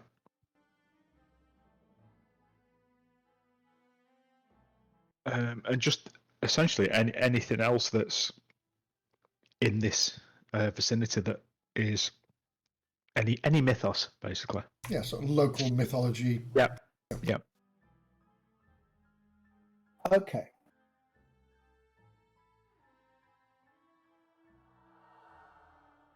The Berkeley Toad appears to be a local Bluebeard figure. It's been identified, according to a number of sources that you kind of flick through, as various lords starting from around 900 AD all the way up to the 1600s.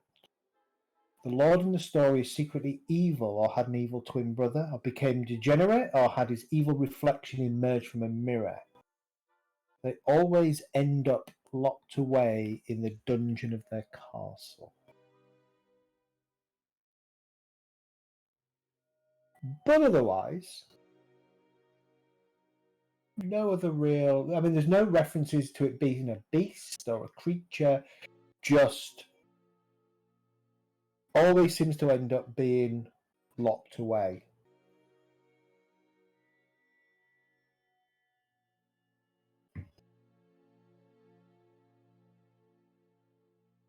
Oh, The other thing that you find that's quite interesting, the Malakal twins, a good old-fashioned ghost story. People up on Mercy Hill, particularly around the old gallows site that was up there when it was known as Malakal or Cursed Hill in Latin, claim to be approached by a pair of beautiful women co-joined at hip and shoulder. The twins offer shortcake, the Malakal cake. If you accept the cake and eat it, you'll supposedly be found hanged within a fortnight. Some of the anecdotal commentary about this suggests that it was probably one of those tales that was twisted by by folk to scare children, based on an actual pair of real sisters who allegedly, according to the tales, would sell baked goods at hangings.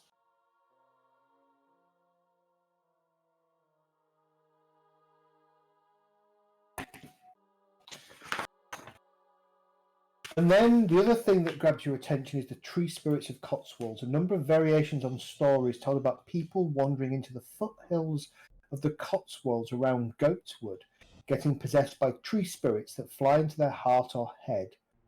In some case, persons being possessed claim to be transported to a mystical landscape or fairy hill while the spirit rides around in their body.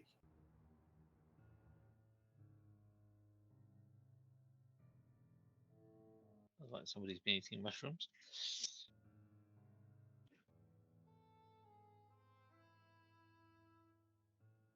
There's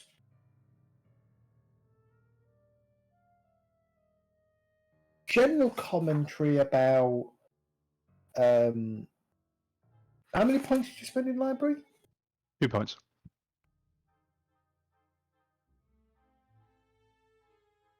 Towards the latter part of the day, you stumble across a reference to the Isle Beyond 7foot. And a couple of newspaper articles that catch your attention.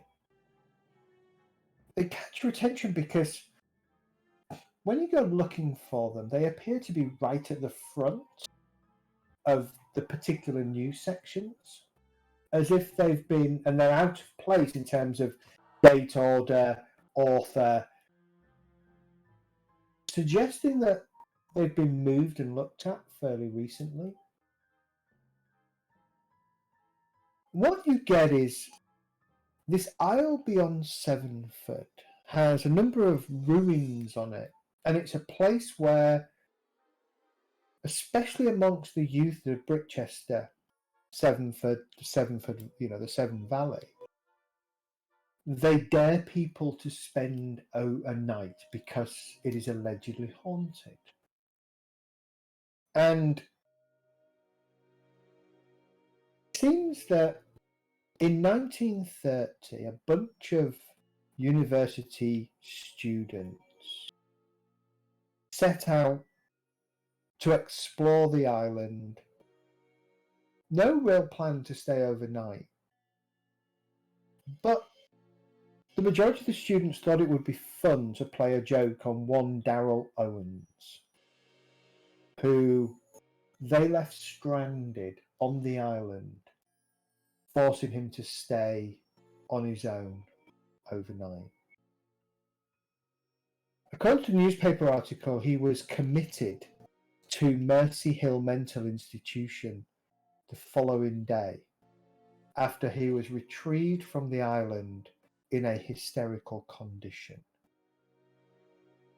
4 days after his committal, he ran away from Mercy Hill screaming, was hit by a car and killed.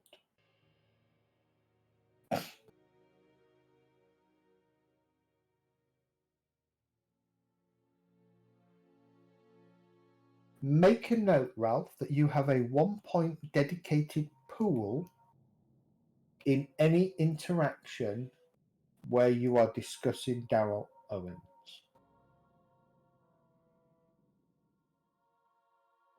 In the Severn Valley vicinity.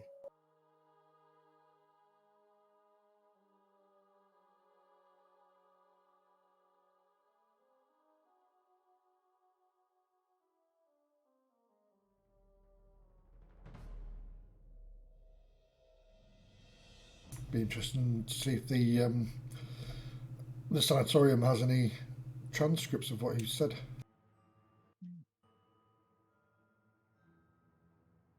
While they're looking through books, I want to be wandering around the library and things and seeing if I can recreate how they could have got in and stolen the books without going through the doors, in case, that's red herring. Okay.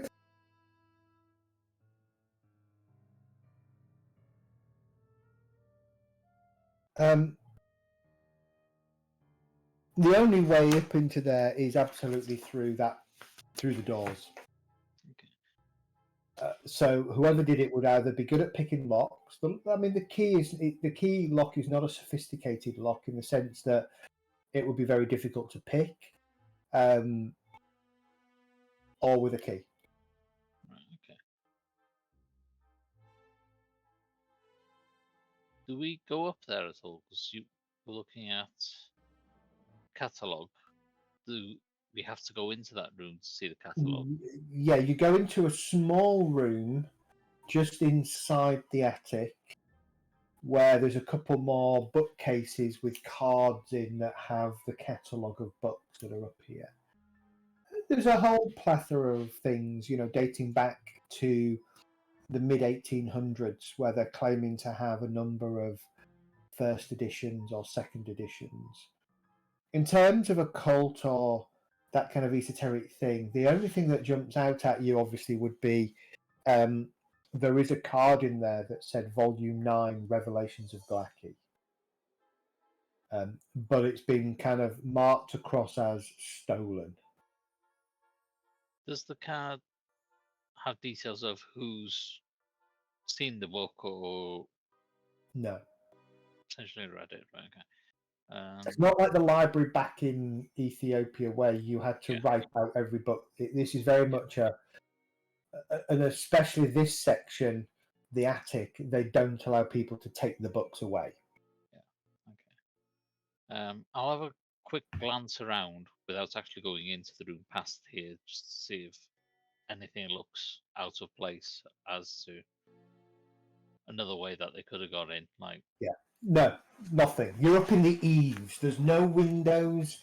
There is a chimney, but the chimney isn't accessible here without taking bricks apart.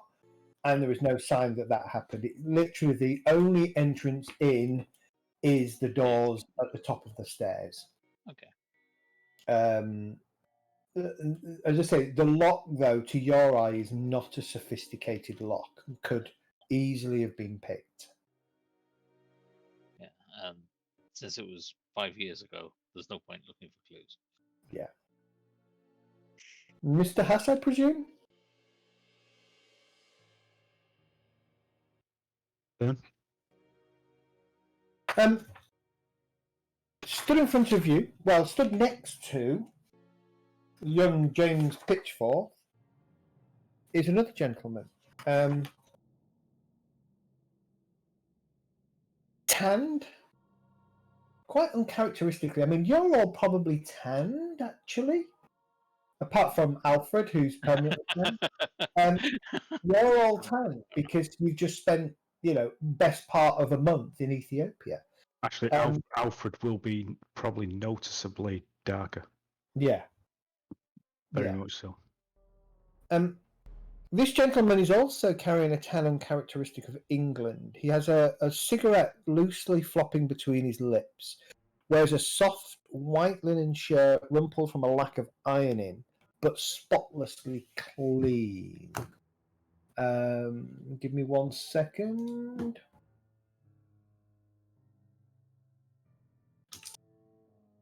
Professor Sangster? Yes, indeed. Pleasure. Likewise, I understand from young Mr. Pitchforth here that you are a fellow author. And In the process, yes. give me a sec. Apparently, I've got a photo of him, so I'm just going to look for the photo. There it is.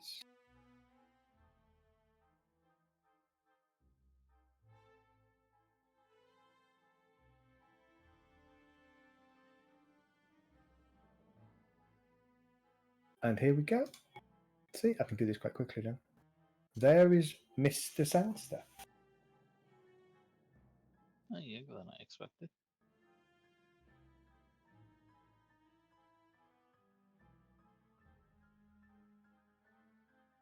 He holds out his left hand.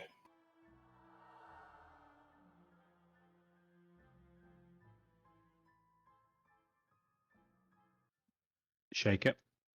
Okay. Which is a bit odd. Clearly the devil's fun. He gestures to one of the chairs at the table that you're sat at. May I? Of course.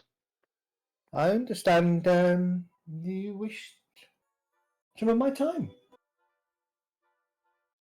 Myself and my colleagues here, yes. I think Joseph was very interested in the book you're rewriting, as am I. Notes on witchcraft in Monmouthshire, Gloucestershire, and the Berkeley region. Yes. That was it, yes. I believe you've got some up-to-date information that you're adding into it. Well, I do. But you know how these things are. One should keep things to oneself and not make a noise about them until you're ready to publish.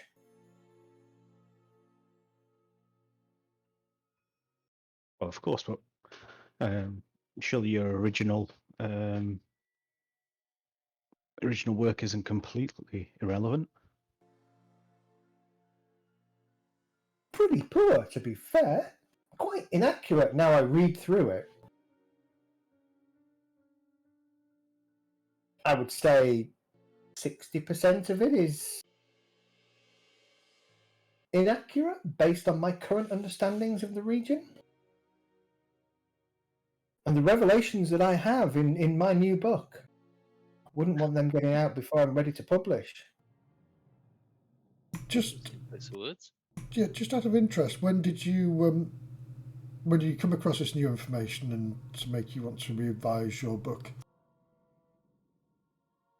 Over the last couple of months, 3 months. But some of it was solidified in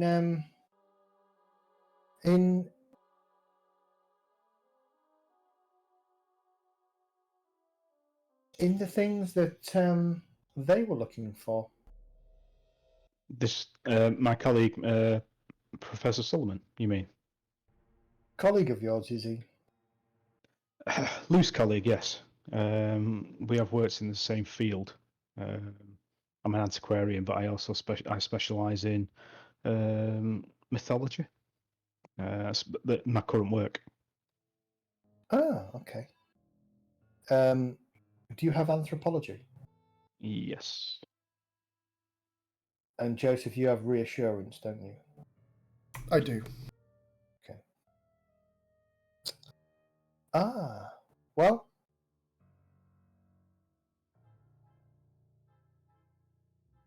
Yes. I'll tell you what. The works that you're producing, you won't touch on the things that I tell you. Well, no. My book is a long way from. Well, what's your timescale?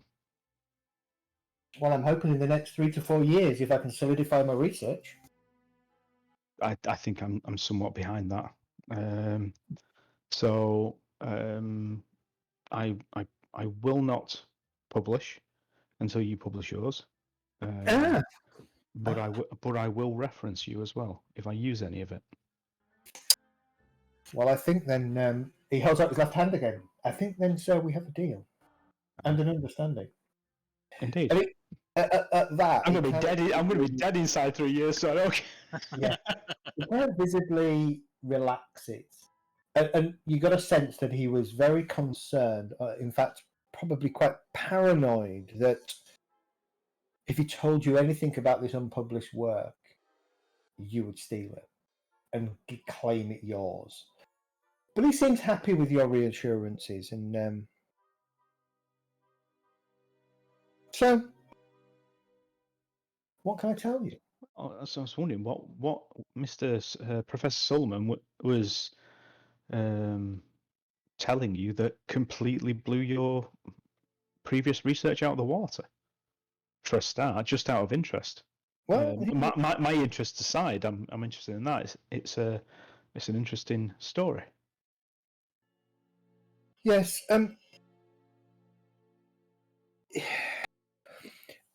He was claiming that he had information about the whereabouts of something he called the Prisoner of Glacky. That Deepfall Lake was a possible location for the so-called prison that this creature lived in. And that kind of piqued my interest. We have the Berkeley Toad. Although locals would have you believe this was just a person, some of the things that he mentioned about this Prisoner of Glacky seemed to dovetail a little bit with some of the research that I'd uncovered about the toad, especially the fact that it was a toad and it is referenced on a number of occasions as a toad, and that it was always locked up somewhere after doing horrendous things. I just say it's piqued my interest, and it's something that I really need to dig into. Unfortunately, as Professor Suleiman found out, a copy that we had of this book that he was interested in, this Revelation of Glacky, was stolen in 1930. That also piqued my interest. Why was it stolen? Who was it stolen by? What was it stolen for? Was there some kind of tie-in between Deepfall Lake and this book? I have to say, it's an area that I'm only just starting to unpick.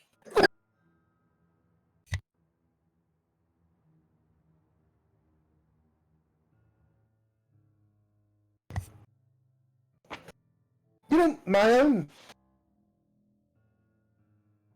It's all intertwined. There's a lot of lore and a lot of mysticism about this place, about this area. To be honest, it's quite fascinating. And whilst I'm rewriting Witchcraft in Monmouthshire, Gloucestershire, and the Berkeley region, I actually believe I've got material for maybe 2-3 more books afterwards. And that is something I'm definitely thinking about pursuing. But, one thing at a time.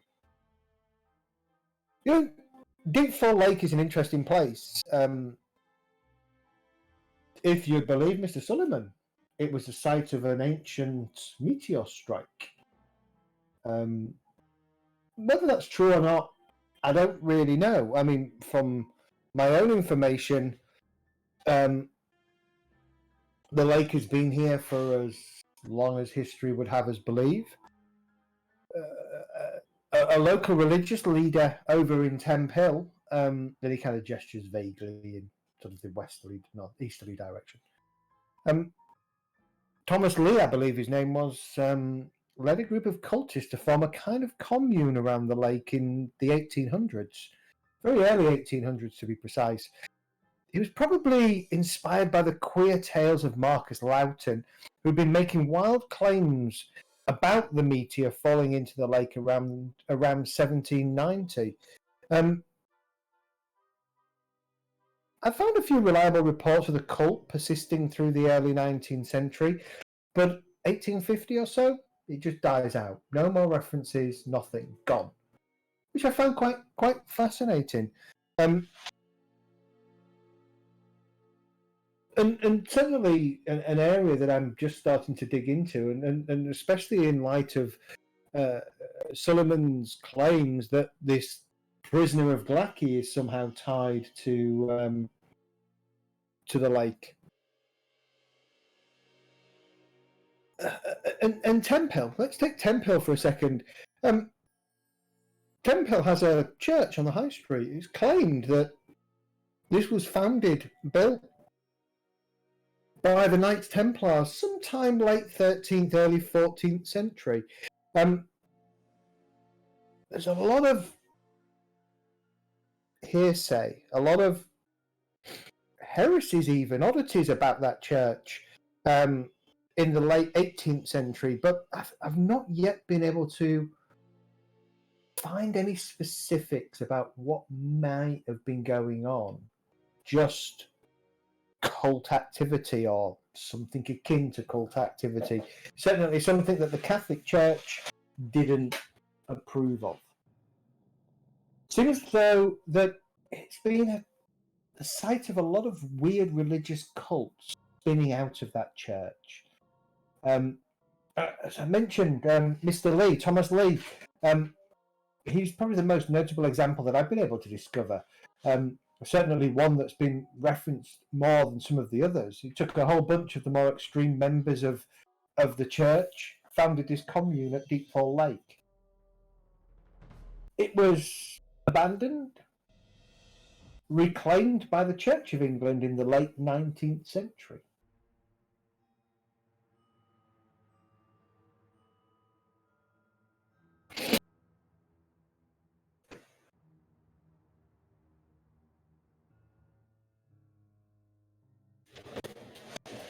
And then comes Marcus Lowton.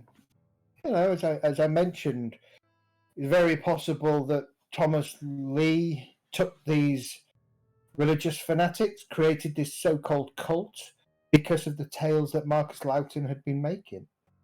From what I can understand, he was a member of the Royal Society in London.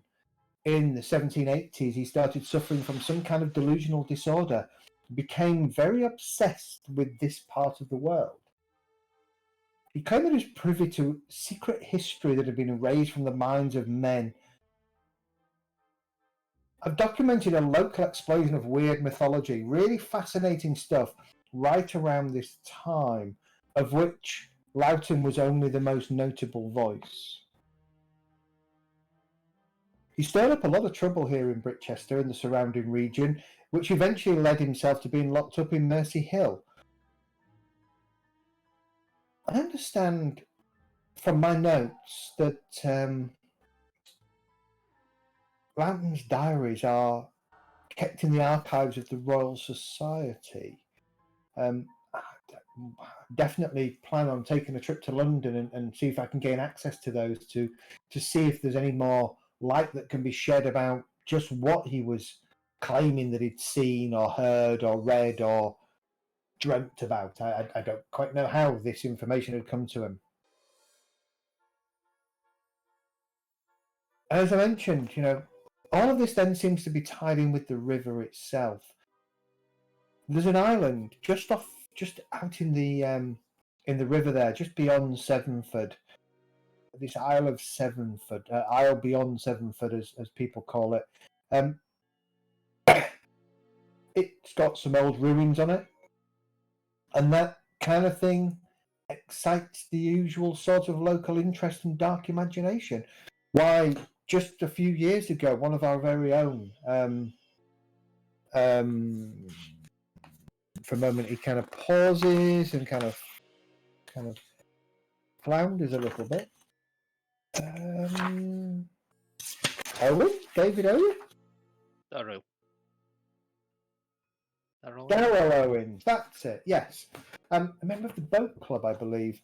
Him and a group of other students had gone there. They played a trick on him. They'd left him there overnight, and he ended up somehow going mad. I think it was probably more, maybe just a temporary onset of insanity, maybe just spending time on that lonely island amongst those ruins had really, you know, messed his young mind a little bit. I don't know. It seems that every few years, sort of every 20 or so years, a bunch of stories about the Witch of the Lake seem to manifest themselves in one form or another. They bear quite a bit of similarity to the Witch Queen of, and this is where Catherine's going to go mad at me, Ceredigion? Ceredigion. Yeah, you're not bad. Ceredigion. There you go. Thank you. It's good to have a real Welsh person amongst us. Yes. I suspect that is the most likely the ultimate source of the stories brought down by sailors and the like. But you know, the story claims that the witch will steal your eyes if you wrong her or upset her.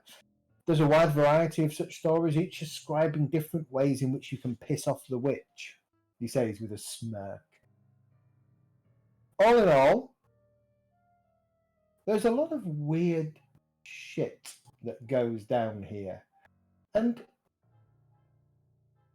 I'm hoping I can get to the bottom of some of it, update my book, and publish it.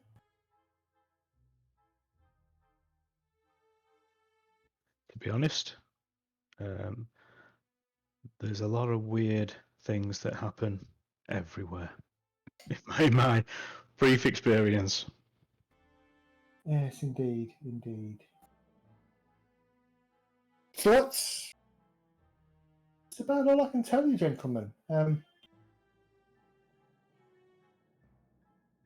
We have a few books of the occult and similar. Nothing rare or first edition, but we have some things. But I'm more of a doer. Let's go out amongst the people, talk to them, find out answers, listen to their stories, see if there's anything that could be linked to other stories. Maybe, like I said, a sliver of truth, something. Tales told by sailors that come down from the Welsh lands. Okay, guys, I'm pretty certain that this guy is going to go absolutely batshit loopy very shortly. He's starting to pull threads. He is, isn't he? And he's going to go insane. Why don't you show him one of your books? His insanity is slowly but surely eroding away.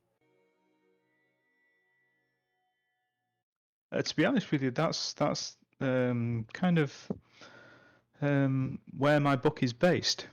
It's based in the similarities and the thread that runs through mythology through the ages.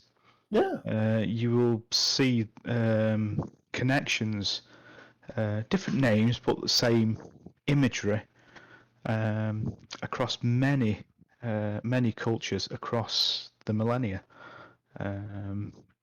tracing back through, starting in Africa, through southern Europe, across to Western Europe, into the States.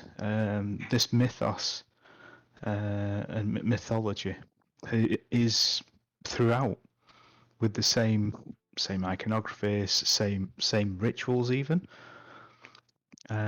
It's very interesting. No, it sounds fascinating. I'd definitely be interested in. Got an idea.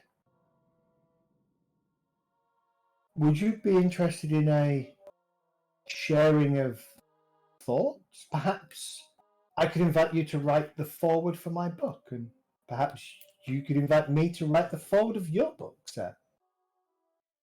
Absolutely, it sounds like a fine plan. Very interested to know about where Mr. Sullivan got up to, because I believe he's left the area now. It's strange actually, because he was staying in the same place we are. Yeah. We ran into him in Africa, and we've run into him here as well. We must be on the same path. I'm just wondering where we'll run into him next. Well, yes, he and I had a conversation. He was very much interested in the area around Deepfall Lake and the waterways around Sevenford. I believe he said he was going to take a look, physically go out and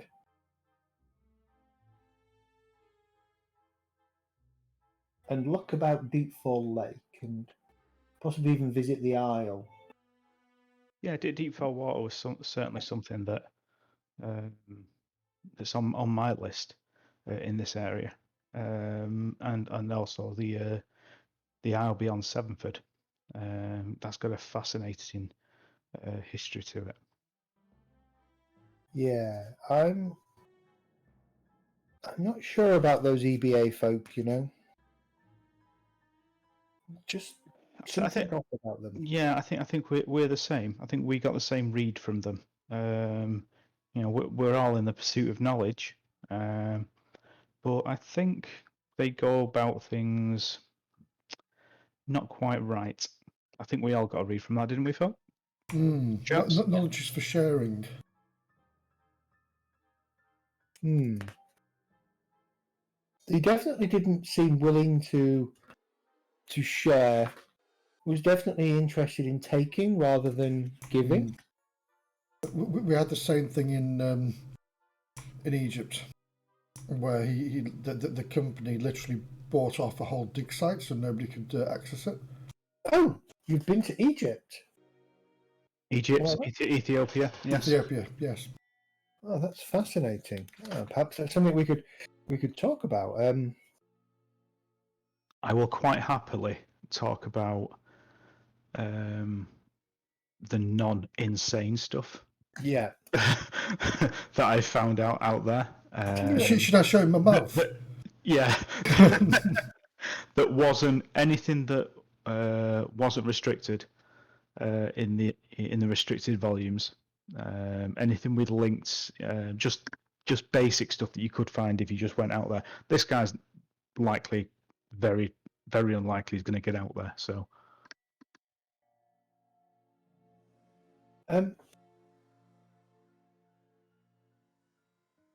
Did you say you were staying at the Arms? Yes. Yeah, I believe so. Yes. Yes. He pulls out his pocket watch and 5 o'clock.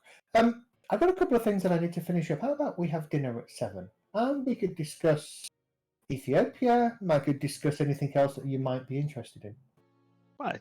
Well, the day's been good for research today. I think a good chat over good food and good company would be excellent.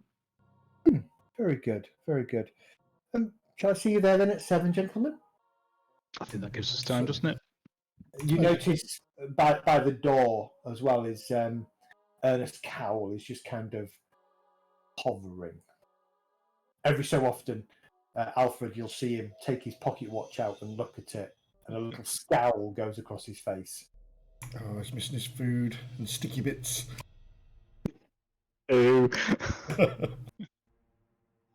I know you know it about. He's probably just had a jam on toast.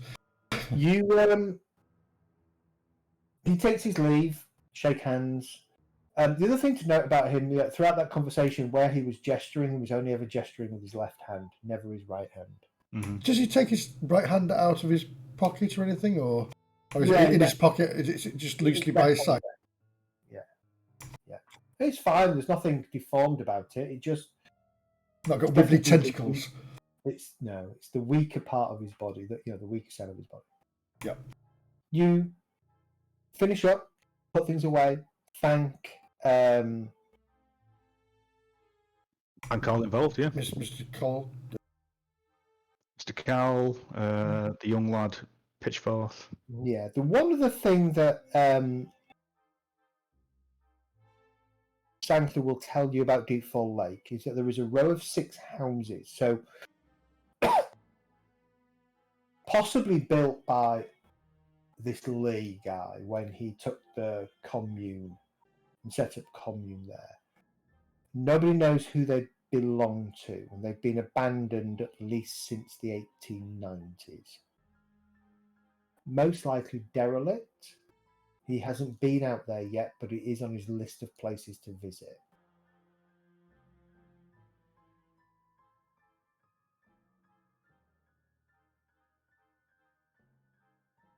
As you exit the library and you begin to make your way back to the Britchester Arms, Alfred, you get a sense that you're being followed. And you've been followed almost since you left the library. Okay. Can I spot who's following me?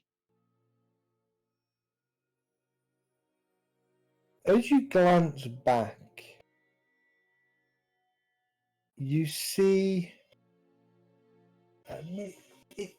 it's a man of some kind, slightly hunched over. Seems to be wearing a rather shabby, patched elbow, slightly tattered coat. Quite skinny. As you kind of look at him, he lifts his head up and makes eye contact with you and begins to hurry towards you. I'm going to type in the bottom of who I think this is.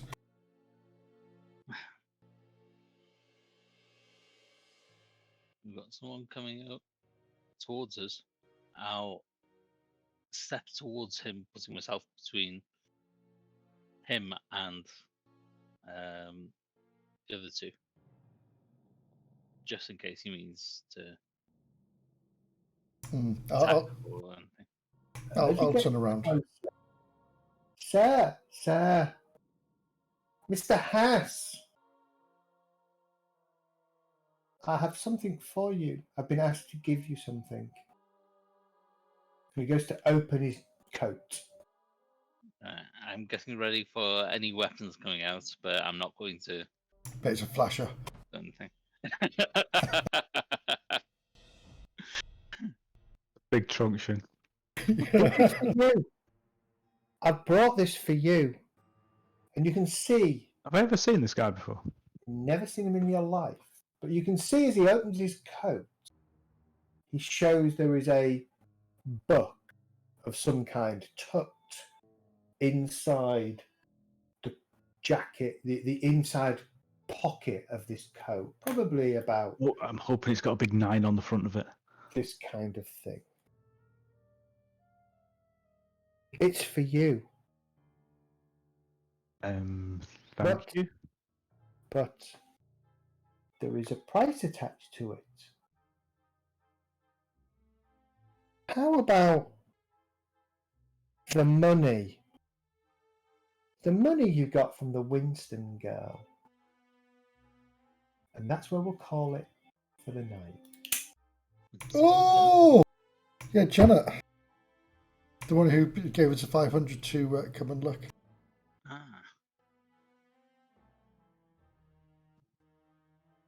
I will let you dwell on that. That's all gone, isn't it, lads? Yeah, sure. We've got a tenner left of that. I know! Yeah. Oh, my life. Probably been living off what we got off that private investigator that was trying to attack us. We lived off that for a while. Oh, yeah, we lived on that, Yeah. yes. No, we didn't. We've still got that on one side. We've just spent all of Janet's money. It's all accounting. It's all accounting. Right. Got Yeah, to I'm move the the money. accounting person as well. I've got points in accounting. So I should know that. I reckon that's Professor Hurd. Yeah. That's what I was thinking as well when he was running towards us, but you never know. It could be the fact that he knows Ralph's name. Yeah, he knows Janet. And nobody should know Janet. Damn it, Janet. All little things that you need to figure out. Well, hopefully you enjoyed tonight's session. That was a really good night tonight. Yeah, I will have to rewatch the video though. It's for a sure. really, it's actually quite hard because this isn't in the book, and it's very, the way it's been written, there's no real context about how you find various clues. So trying to pick through the context is quite challenging. But it's, see where this is going to take you. If you follow it through, it's really cool. I like it. Yeah, but we're gonna go insane trying to work out the clues. Never mind our characters. Yeah. There are bits that will potentially take you insane. I do want to spend a night on the island. Yeah. Wibbo! Yeah. I don't know. I had every intention of going to that island. Yeah. Mm. Yeah. Taking a dip in the lake as well. Yeah. That I'm not quite so sure on. There's going to be something in that lake. It's going to be like it's going to be like the thing in the volcano in Ethiopia, I reckon. Another doorway major sanctum mouth? type thing, yeah.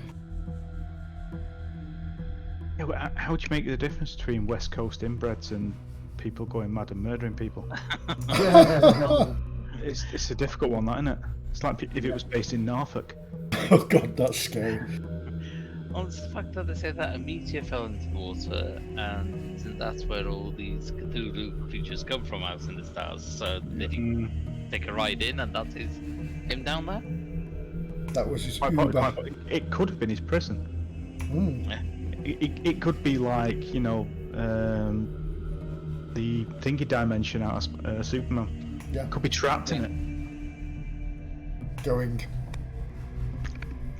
Yeah. Well, maybe So not so much now. many possibilities. Yeah. I actually feel like we're getting somewhere, and I do like. I just love this thing. It's brilliant. I shall now go watch The Curse of Oak Island. I can't get into that. Well, do you know what? I've got 10 years investing in it, 9 years investing in it. So I'm going to keep watching until I find the bloody treasure or die looking for it. This is the one where they found there was a shaft that was dug, right, with loads Yeah. of traps in it. Yeah. And they reckon there's treasure at the bottom. That's right, from the Knights Templar it's supposed to have. It could possibly have the Holy Grail and all this sort of stuff in it. Yeah. But the thing is, they always find evidence that like takes it back to like the 1200s, and and they found a cross that was made in Portugal that was found on the island that dated back to that time as well, and it's Knights Templar stuff. And they always find that one little bit of coin or a bit of gold. Have you seen Skinwalker Ranch?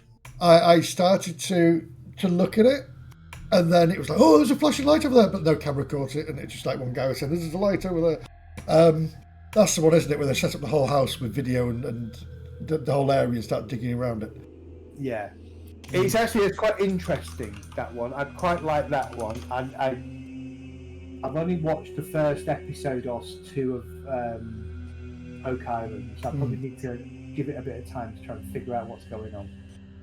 Yeah, it's like I say, I've been watching it for years, and when you get invested in it, you can see what's happening and the things that link up.